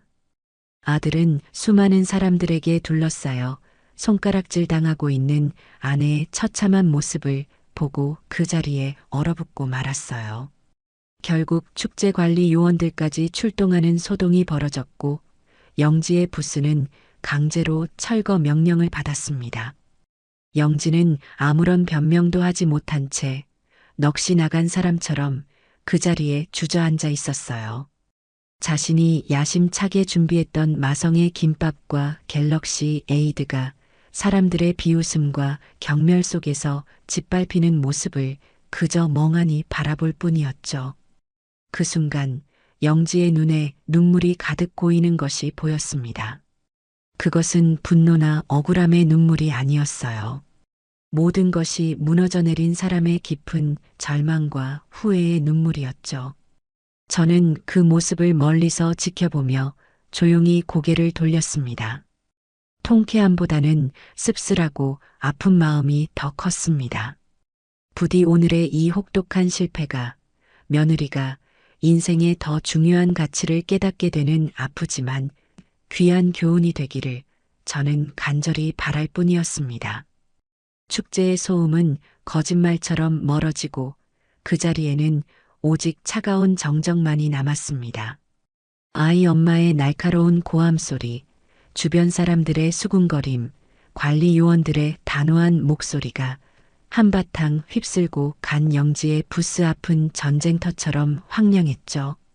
바닥에는 넘어진 갤럭시 에이드병에서 흘러나온 끈적하고 기괴한 색의 액체가 흙먼지와 뒤엉켜 흉측한 자국을 남기고 있었습니다. 영지는 그 한가운데에 주저앉아 마치 영혼이라도 빠져나간 사람처럼 텅 빈 눈으로 허공을 응시하고 있었어요. 그토록 자랑스러워하던 마성의 김밥 현수막은 구겨진 채 바닥에 나뒹굴고 있었고요. 성태는 그 참혹한 광경 앞에서 한동안 돌처럼 굳어 있었습니다. 자신의 아내가, 그토록 사랑하는 아내가 수많은 사람들 앞에서 손가락질 당하고 비난받는 모습을 목격한 충격은 이루 말할 수 없이 커 보였죠. 하지만 아들은 그 자리에 주저앉아 아내를 원망하거나 책망하지 않았습니다. 대신 조용히 아내에게 다가가 겉옷을 벗어 그녀의 어깨를 감싸주었어요. 주변의 시선으로부터 아내를 가려주려는 필사적인 몸짓이었죠. 영지야, 일어나. 집에 가자. 여기서 이러고 있지 말고. 아들의 목소리는 낮고 차분했지만 그 안에는 깊은 슬픔과 아픔이 배어 있었습니다. 영지는 아무런 반응이 없었어요. 마치 성태의 목소리가 들리지 않는 사람처럼 초점 없는 눈동자만 이리저리 방황할 뿐이었죠. 성태는 아내를 억지로 일으켜 세우려 했지만 영지는 축 늘어진 인형처럼 아무런 힘이 없었습니다. 그 순간 영지는 마지막 남은 지푸라기라도 잡으려는 듯 떨리는 손으로 자신의 스마트폰을 꺼내 들었습니다. 그리고는 다급하게 어딘가로 전화를 걸기 시작했죠. 저는 보지 않아도 알 수 있었어요. 그 수상한 컨설턴트에게 연락을 하는 것이겠죠. 지금 이 절망적인 상황을 해결해줄 유일한 구원자라고 믿고 있을 테니까요. 하지만 수화기에서는 아무런 소리도 들려오지 않았습니다. 여보세요? 컨설턴트님? 제 전화 좀 받아보세요. 지금 큰일 났다고요. 영지의 애타는 목소리가 공허하게 울려 퍼졌지만 상대방은 전화를 받지 않았어요. 영지는 포기하지 않고 연거푸 전화를 걸었지만 결과는 마찬가지였습니다. 불안감이 엄습했는지 영지는 이번엔 메시지를 보내기 시작했어요. 컨설턴트님, 제발 연락 좀 주세요. 저 지금 장사 망하고 쫓겨나게 생겼어요. 어떻게 해야 해요? 다급하게 타자를 치는 손가락이 애처로울 정도로 떨리고 있었죠. 하지만 메시지 옆의 숫자 1은 오랫동안 사라지지 않았습니다. 마지막 희망이었을까요? 영지는 그 컨설턴트의 SNS 계정으로 들어갔습니다. 하지만 화면에 나타난 것은 그의 화려한 게시물이 아니었어요. 사용자를 찾을 수 없음. 이라는 차가운 문구만이 떠 있을 뿐이었죠. 그가 영지를 차단한 것이 아니라 아예 계정 자체를 삭제하고 사라져버린 겁니다. 그제야 영지는 자신이 얼마나 어리석었는지, 얼마나 철저하게 이용당했는지를 깨달은 모양이었습니다. 손에 들려있던 스마트폰이 힘없이 바닥으로 툭 떨어졌습니다. 쨍그랑 하는 소리와 함께 액정에 금이 갔지만 영지는 그 소리조차 듣지 못하는 듯 했어요. 마지막 희망이 산산조각 나는 순간 그녀의 눈에서 참아왔던 눈물이 굵은 방울로 뚝뚝 떨어지기 시작했습니다. 처음에는 소리 없는 눈물이었지만 이내 서러운 울음이 되어 터져나왔습니다. 흐엉. 아이처럼 목 놓아 우는 영지의 모습은, 얄밉던 평소의 모습은 온데간데 없이 그저 길 잃은 가여운 영혼일 뿐이었습니다. 성태는 우는 아내를 말없이 끌어안았습니다. 그리고는 제 쪽을 한번 돌아보더군요. 그 눈빛에는 미안함과 부끄러움, 그리고 저에 대한 원망이 아닌 도움을 청하는 간절함이 담겨 있었습니다. 저는 조용히 고개를 끄덕여 주었어요. 지금은 그 누구의 잘잘못을 따질 때가 아니었으니까요. 우리는 엉망이 된 부스를 서둘러 정리하기 시작했습니다. 정직한 먹거리 연대 동지들이 어느새 다가와 묵묵히 짐을 나르는 것을 도와주었어요. 그들은 영지를 비난하거나 탓하지 않았습니다. 그저 안타까운 눈빛으로 묵묵히 자신들의 일을 할 뿐이었죠. 그 침묵의 위로가 오히려 제게는 더 큰 감동으로 다가왔습니다. 집으로 돌아오는 차 안은 숨막히는 침묵만이 흘렀습니다. 저는 뒷자리에 앉아 창밖의 풍경만 바라보았고 성태는 무거운 표정으로 운전대를 잡고 있었죠. 조수석에 앉은 영지는 고개를 창문에 기댄 채 미동도 없이 눈물만 흘리고 있었습니다. 화려했던 축제의 불빛들이 빠르게 스쳐 지나갔지만 우리 가족에게는 그저 어둡고 차가운 밤의 풍경일 뿐이었어요. 집에 도착하자마자 영지는 신발도 제대로 벗지 않은 채 곧장 자신의 방으로 들어가 문을 잠가버렸습니다. 쿵 하고 닫히는 문소리가 집안의 모든 공기를 얼어붙게 만드는 것 같았죠. 성태는 지친 몸을 이끌고 소파에 주저앉아 마른 세수를 했습니다. 한참을 그렇게 앉아있던 아들이 이윽고 결심한 듯 자리에서 일어나 제 앞에 와서 섰습니다. 그리고는 아무런 예고도 없이 제 앞에 털썩 무릎을 꿇었습니다. 성태야, 너 지금 이게 무슨... 저는 너무 놀라 아들을 일으키려 했지만 성태는 제 손을 뿌리치고 고개를 깊이 숙였습니다. 엄마 죄송해요. 제가 다 잘못했어요. 아들의 목소리는 물기에 젖어 심하게 떨리고 있었습니다. 제가 못난 놈이에요. 엄마가 그렇게 말씀하셨을 때 제가 정신 차리고 영지를 말렸어야 했는데 아내 말만 듣고 엄마 마음을 너무 아프게 해드렸어요. 제가 남편으로서도 아들로서도 자격이 없는 놈입니다. 정말 죄송해요, 엄마. 성태는 어린아이처럼 어깨를 들썩이며 흐느끼기 시작했습니다. 그동안 아내와 어머니 사이에서 겪었을 마음고생, 아내의 잘못을 알면서도 차마 막지 못했던 무력감, 그리고 이 모든 상황을 자초했다는 죄책감이 한꺼번에 터져 나온 것이겠죠. 저는 그런 아들의 등을 조용히 쓸어주었습니다. 일어나거라, 성태야. 왜 모든 게 너의 잘못이라고 생각하니? 너도 마음고생이 심했겠지. 어미와 지어미 사이에서 오죽 힘들었겠어. 나는 다 안다. 제 위로에 아들은 더욱 서럽게 울었습니다. 저는 아들이 마음껏 울도록 내버려 두었어요. 그렇게 한참을 울고 난 아들은 어느 정도 마음이 진정되었는지 붉어진 눈으로 저를 올려다보며 말했습니다. 엄마, 근데 영지는 이제 어떡하죠? 오늘 보니 제가 저러다 정말 큰일이라도 낼 것 같아요. 제가 보기에도 완전히 제정신이 아니었어요. 제가 무슨 말을 해도 하나도 듣지 않고요. 지금은 그냥 내버려 두거라. 자기만의 동굴에 들어가서 스스로를 돌아볼 시간이 필요한 거겠지. 지금은 그 어떤 위로나 충고도 영지 귀에는 들리지 않을 게다. 지금 영지에게 필요한 건 혼자서 자신의 부끄러움과 실패를 온전히 마주할 용기일 거야. 그래도 저렇게 혼자 두면 괜찮다. 그래도 이 집에는 우리가 있지 않니?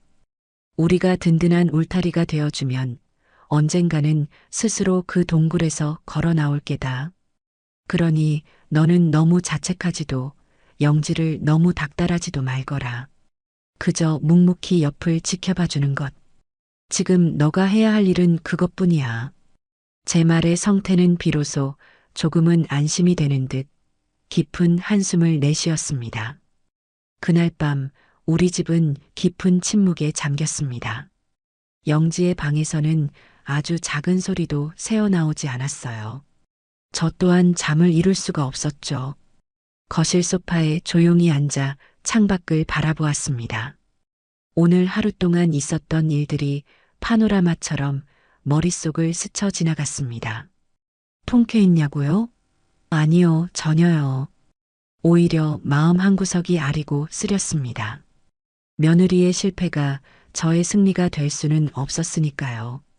우리는 결국 한 가족이라는 끈으로 묶여 있었고 한 사람의 아픔은 곧 가족 모두의 아픔이었죠. 저는 그저 간절히 기도했습니다. 부디 오늘의 이 혹독한 시련이 영지의 인생을 파괴하는 독이 아니라 더 단단하고 성숙한 사람으로 거듭나게 하는 약이 되기를. 눈앞의 이익이 아니라 인생의 더 소중한 가치를 깨닫게 되는 전환점이 되기를. 그리고 우리 가족이 이 상처를 함께 보듬고 이전보다 더 강한 사랑으로 하나가 될 수 있기를. 창밖은 여전히 어두웠지만 저는 저 멀리 동쪽 하늘에서 아주 희미한 여명이 밝아오고 있음을 느낄 수 있었습니다. 길고 길었던 밤이 지나고 새로운 아침이 오고 있었습니다. 다음 날 아침이 밝았지만 영지의 방문은 굳게 닫힌 채 열릴 줄을 몰랐습니다. 아침 식사를 위해 식탁에 마주 앉은 저와 성태, 그리고 민준이 사이에는 어색한 침묵만이 흘렀죠. 민준이는 평소와 다른 분위기를 감지했는지 엄마는 왜 안 나와요? 하고 물었지만 성태는 그저 엄마가 몸이 좀 안 좋으셔서 그래. 우리끼리 먼저 먹자. 하고 얼버무릴 뿐이었습니다. 영지는 아침은 물론 점심시간이 지나도록 방에서 나오지 않았어요. 끼니를 거르는 것은 물론 물 한 모금 마시는 소리조차 들리지 않았죠. 성태는 시간이 갈수록 점점 더 안절부절 못했습니다. 몇 번이나 방문 앞에서 서성거리며 영지야, 문 좀 열어봐. 뭐라도 좀 먹어야지. 하고 말을 걸었지만 방 안에서는 아무런 대답도 돌아오지 않았습니다. 아들의 얼굴에는 수심이 가득했어요. 엄마, 정말 괜찮을까요? 영지가 밥도 안 먹고 저러고만 있으니 제가 죽이라도 끓여서 문 앞에 둬볼까요? 걱정하는 아들의 마음은 이해하지만 저는 고개를 저었습니다.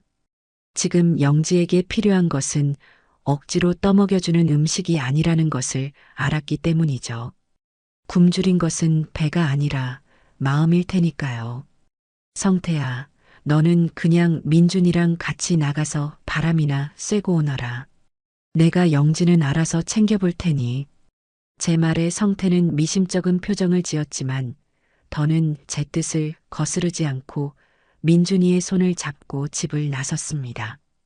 텅 빈 집에는 저와 방 안에 갇혀 있는 영지만이 남았습니다. 저는 앞치마를 둘러매고 조용히 부엌으로 향했어요.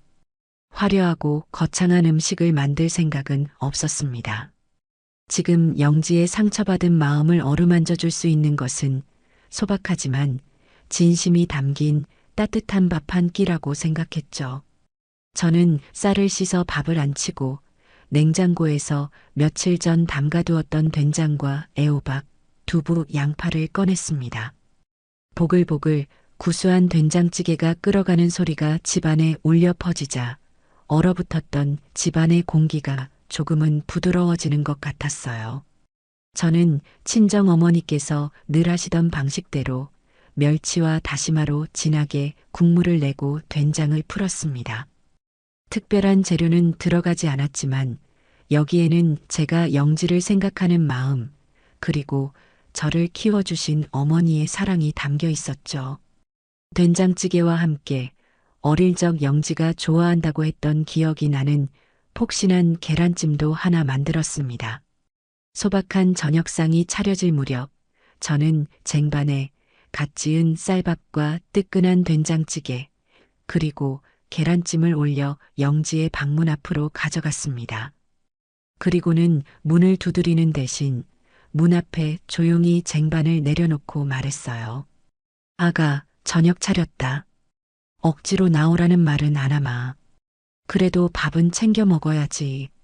문 앞에 놔두고 갈 테니 배고프면 조금이라도 먹으렴. 저는 그 말만 남기고 조용히 거실로 돌아왔습니다. 얼마쯤 시간이 흘렀을까요? 달칵하고 영지의 방문이 아주 조심스럽게 열리는 소리가 들렸어요. 그리고는 쟁반을 들고 들어가는 기척이 느껴졌죠. 저는 못 들은 척 텔레비전 채널만 이리저리 돌리고 있었습니다. 한참 뒤 영지의 방문이 다시 열렸습니다. 제 예상과는 달리 영지는 빈 그릇이 담긴 쟁반을 들고 거실로 걸어 나왔어요. 이틀 만에 제대로 마주한 영지의 얼굴은 말이 아니었습니다. 퉁퉁 부은 눈, 핏기 없이 하얀 얼굴, 헝클어진 머리카락. 하지만 그 모습이 밉다거나 흉하게 보이지 않았어요. 그저 제 마음을 아프게 할 뿐이었죠. 영지는 쟁반을 식탁에 내려놓고 제 앞에 와서 한참을 망설이며 서 있었습니다. 무슨 말을 해야 할지, 어떤 표정을 지어야 할지 모르는 사람처럼요. 저는 아무 말 없이 영지의 손목을 잡아 소파에 앉혔습니다. 그리고는 가만히 등을 쓸어 주었어요. 밥은 입에 맞더냐. 제 나지막한 물음에 영지의 눈에 다시 그렁그렁 눈물이 차오르기 시작했습니다. 그리고는 제 어깨에 얼굴을 묻고 아이처럼 흐느끼기 시작했어요. 어머님, 제가 잘못했어요. 저는 우는 며느리의 등을 계속해서 토닥여 주었습니다. 괜찮다, 다 괜찮다 하는 무언의 위로였죠. 한참을 울어 마음속의 응어리를 조금이나마 쏟아낸 영지가 고개를 들고 붉어진 눈으로 저를 바라보며 힘들게 입을 열었습니다. 저는 그냥 돈을 많이 벌고 싶었어요. 우리 민준이한테 남들 해주는 거 다 해주고 성태 씨 어깨도 펴주고 싶고 어머님한테도 인정받고 싶어서. 근데 방법이 잘못됐다는 걸 알면서도 욕심 때문에 눈이 멀어서. 영지는 처음으로 자신의 속마음을 솔직하게 털어놓았습니다.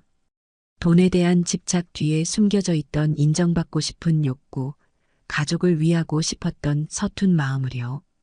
저는 영지의 말을 끝까지 들어주었습니다. 그리고는 조용히 말했죠.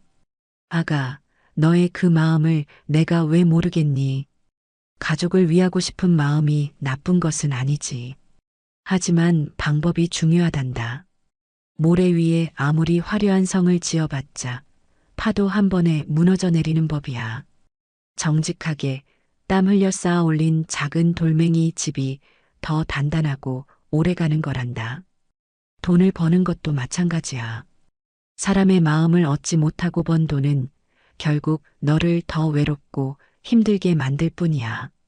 제 말에 영지는 아무 대답 없이 고개만 푹 숙이고 눈물만 뚝뚝 흘렸습니다. 저는 자리에서 일어나 안방으로 들어갔어요. 그리고 얼마 뒤 제 손에는 세월의 흔적이 묻어나는 낡은 공책 한 권이 들려 있었습니다. 바로 제 친정 어머니의 요리 비법 노트였죠. 저는 그 노트를 영지의 무릎 위에 조심스럽게 올려놓았습니다. 영지는 의아한 눈으로 저와 노트를 번갈아 쳐다보았어요. 이건 돌아가신 내 친정 어머니께서 평생을 기록하신 요리 노트란다. 나한테는 내 목숨보다 더 소중한 보물 같은 거지. 어머님, 이걸 왜 저한테? 너에게 주고 싶어서. 이 안에는 단순히 음식 만드는 법만 적혀 있는 게 아니야. 음식을 대하는 마음, 손님을 생각하는 정성이 고스란히 담겨 있단다. 음식이란 건 말이다, 아가. 화려한 기술이나 비싼 재료로 만드는 게 아니야. 먹는 사람의 건강과 행복을 바라는 따뜻한 마음으로 만드는 거란다.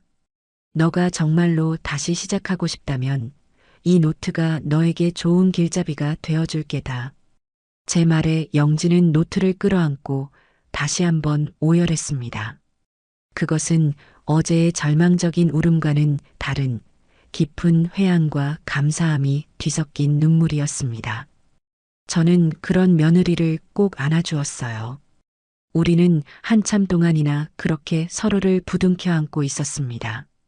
창밖은 어느새 짙은 어둠이 내렸지만 우리 마음속에는 그 어느 때보다 따뜻하고 밝은 희망의 촛불이 켜지고 있었습니다. 상처는 깊었지만 우리는 분명 그 상처를 딛고 다시 일어설 수 있을 것이었습니다. 그날 밤 깊은 대화와 뜨거운 눈물로 서로의 마음을 확인한 뒤 우리 가족에게는 아주 조심스러운 변화의 바람이 불기 시작했죠. 다음 날 아침 영지는 굳게 닫혔던 방문을 스스로 열고 나왔어요. 밤새 잠을 설친 듯 얼굴은 여전히 부어 있었지만 어제의 공허하고 절망적인 눈빛 대신 무언가 굳게 결심한 듯한 단단함이 어려 있었죠. 식탁에 앉아 저와 성태를 마주한 영지는 숟가락을 들기 전자리에서 일어나 저희를 향해 깊이 고개를 숙였습니다. 어머님, 그리고 성태 씨. 제가 정말 죽을 죄를 지었어요. 제 어리석은 욕심 때문에 두 사람 마음고생시키고 우리 가족 얼굴에 먹칠을 했어요. 어떤 말로도 제 잘못을 다 씻을 수는 없겠지만 정말 진심으로 사죄드립니다. 죄송합니다. 영지의 목소리는 작았지만 그 안에는 꾸밈없는 진심이 담겨 있었습니다. 성태는 말없이 일어나 아내의 어깨를 감싸주었고 저는 됐다. 이제라도 알았으면 된 거야. 얼른 앉아서 밥 먹자. 어제 저녁부터 굶어서 배고프겠구나. 하며 영지를 자리에 앉혔습니다. 어색했지만 그 누구도 지난날의 잘못을 탓하거나 원망하지 않았어요. 그저 묵묵히 밥을 먹는 그 시간 속에서 우리는 보이지 않는 용서와 화해를 나누고 있었죠. 그날 오후 영지는 제게 조심스럽게 다가와 어제 제가 걸렀던 낡은 요리 노트를 내밀었습니다. 어머님, 제가 이걸 받아도 될 자격이 있는지 모르겠어요. 너무나 소중한 물건인데. 저는 영지의 손을 잡고 노트를 다시 쥐어주며 말했어요. 자격이 있고 없고가 어디 있겠니? 이제 이건 너의 것이기도 하단다. 대신 이 안에 담긴 우리 어머니의 마음을 잊지 않겠다고 약속해다오.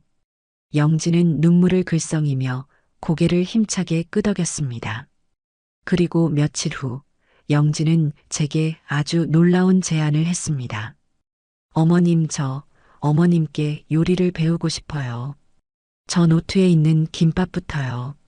제대로 한번 배워서 제가 망쳐놓았던 것들을 제 손으로 다시 바로잡고 싶어요.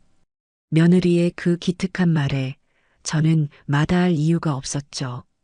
그 주 주말, 저와 영지는 나란히 앞치마를 두르고 부엌에 섰습니다.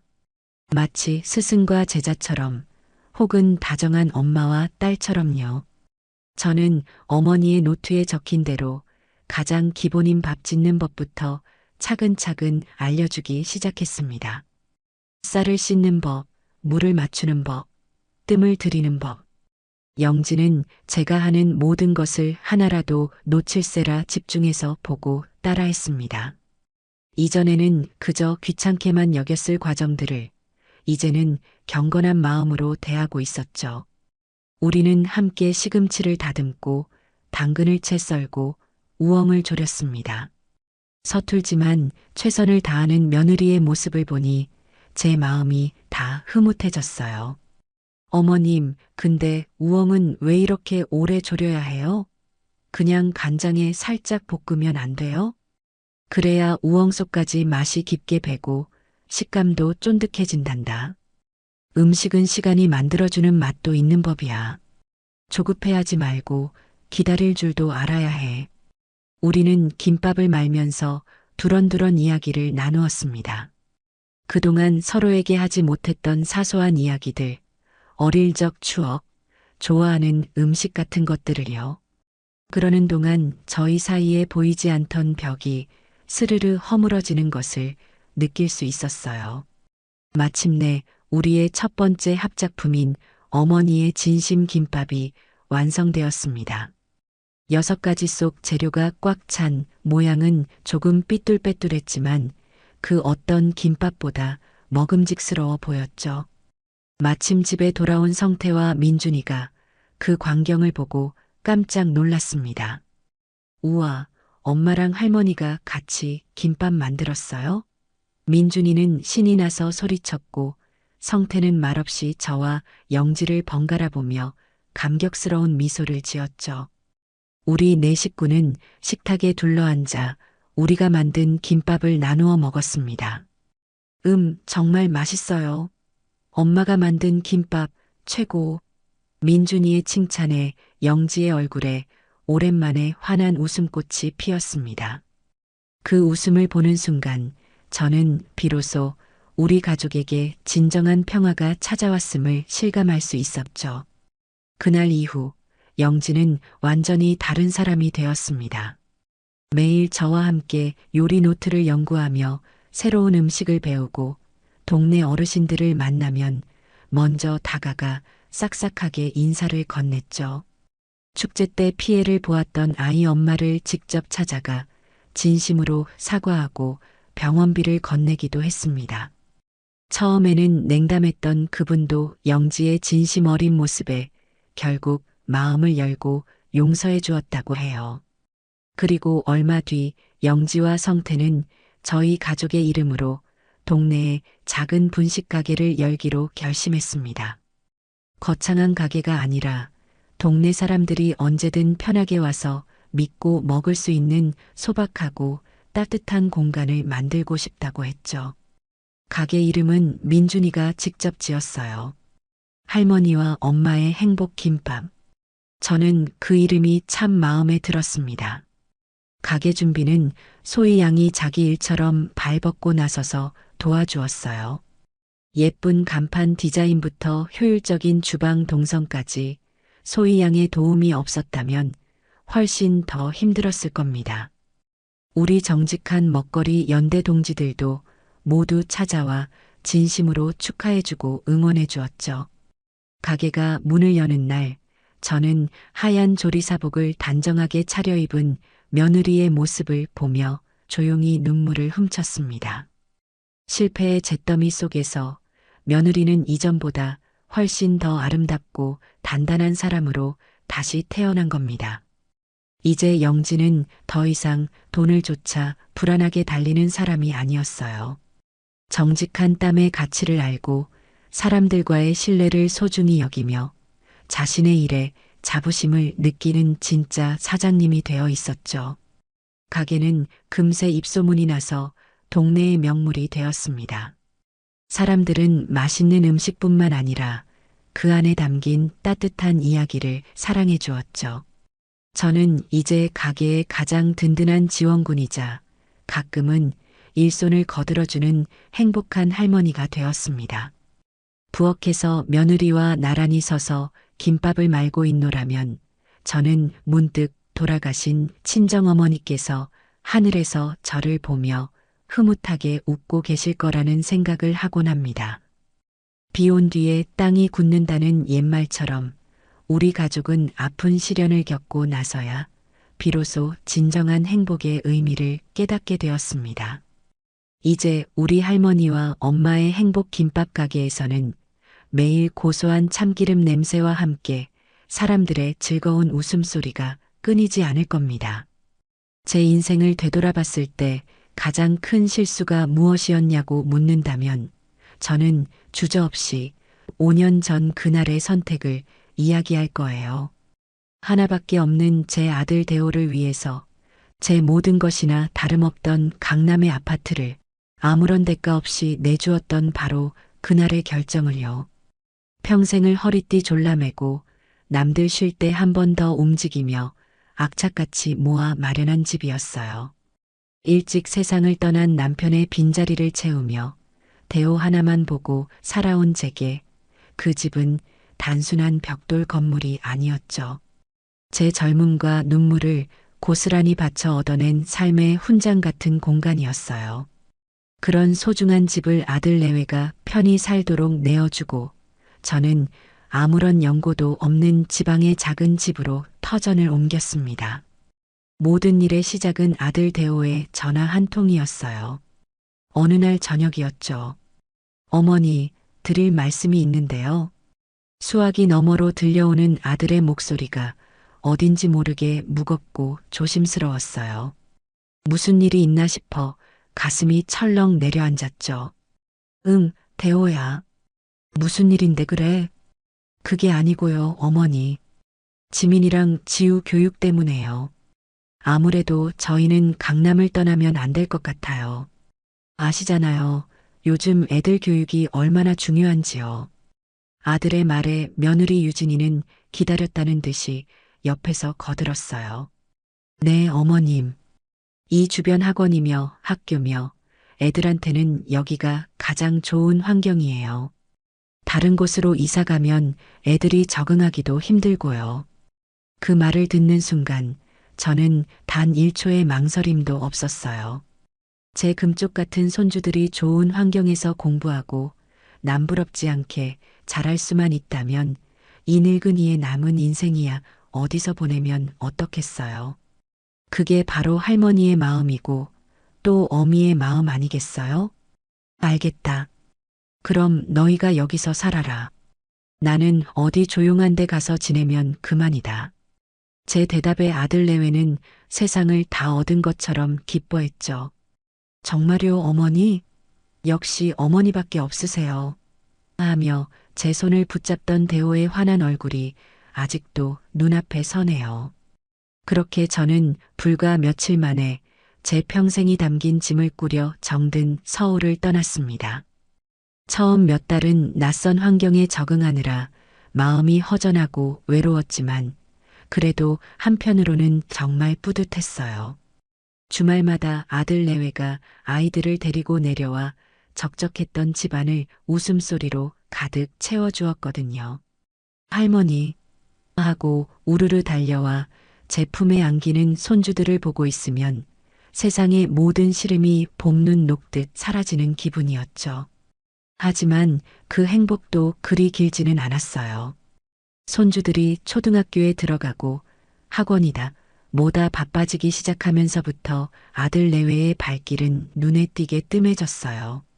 처음에는 애들이 커가면서 바빠져서 그렇겠지 하고 애써 이해하려고 노력했어요. 보고 싶은 마음은 영상통화로 손주들 얼굴을 보는 것으로 달래곤 했죠. 하지만 그것마저도 애들 지금 숙제해야 해서요. 곧 학원 갈 시간이라서요라는 며느리의 차가운 목소리에 10분을 넘기기 어려웠어요. 시간이 흐를수록 제 마음 한편에는 손주들을 향한 그리움과 함께 아들 내외에 대한 서운함이 조금씩 싹트기 시작했습니다. 그러던 어느 날이었어요. 날씨가 유난히 좋던 봄날 오후였죠. 장롱 깊숙이 보관해 두었던 낡은 앨범을 꺼내보는데 아직 아기티를 벗지 못한 지민이와 지우의 사진을 보니 더는 참을 수가 없어지더군요. 이렇게 얼굴 한번 제대로 못 보고 살 거면 내가 왜 그 좋은 집을 내주고 이 먼 곳에 내려와서 혼자 외롭게 지내고 있나 하는 생각이 들었어요. 보고 싶은 마음이 걷잡을 수 없는 파도처럼 밀려오자 저는 더 이상 망설일 수 없었죠.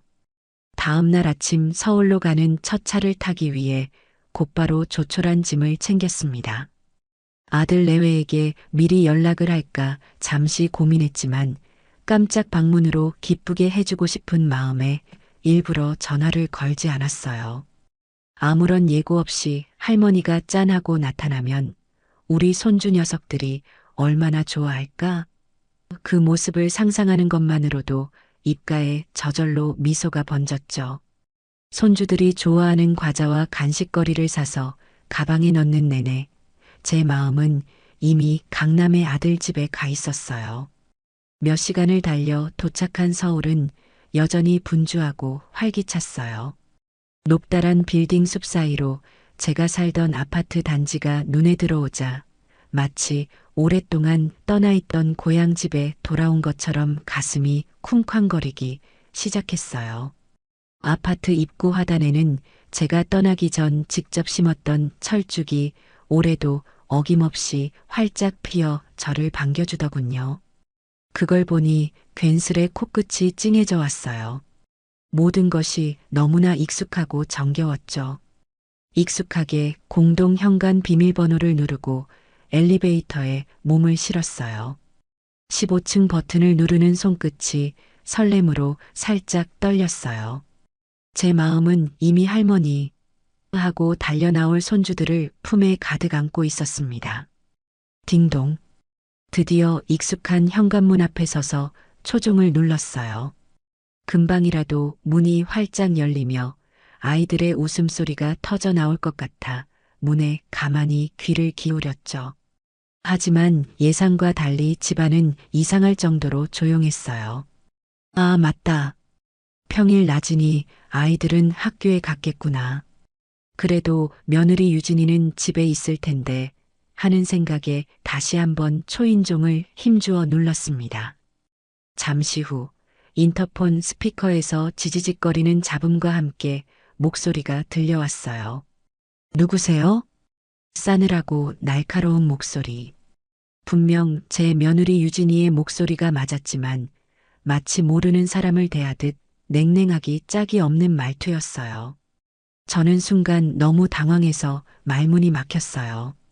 저를 모를 리가 없는데 대체 왜 저렇게 낯선 사람처럼 묻는 걸까요? 나다. 나 윤자. 문 좀 열어주렴. 제 목소리를 확인한 유진이는 한참 동안 아무런 말이 없었어요. 인터폰 너머로 희미하게 숨소리만 들려올 뿐이었죠. 저는 혹시 인터폰이 고장이라도 났나 싶어 문에 바싹 귀를 가져다 댔어요. 바로 그때 다시 유진이의 목소리가 들려왔습니다. 이번에는 당황스러움과 짜증이 노골적으로 뒤섞인 훨씬 더 날카로운 목소리로요. 어머님? 어머님이 여기는 갑자기 웬일이세요? 왜 아무 연락도 없이 오셨어요? 그 말은 날카로운 얼음 송곳이 되어 제 심장에 그대로 날아와 박히는 것 같았어요. 웬일이세요? 라니요. 제 집에 제가 오는데 웬일이냐고 묻다니요. 더구나 연락도 없이라니 마치 제가 무슨 큰 잘못이라도 저지른 사람처럼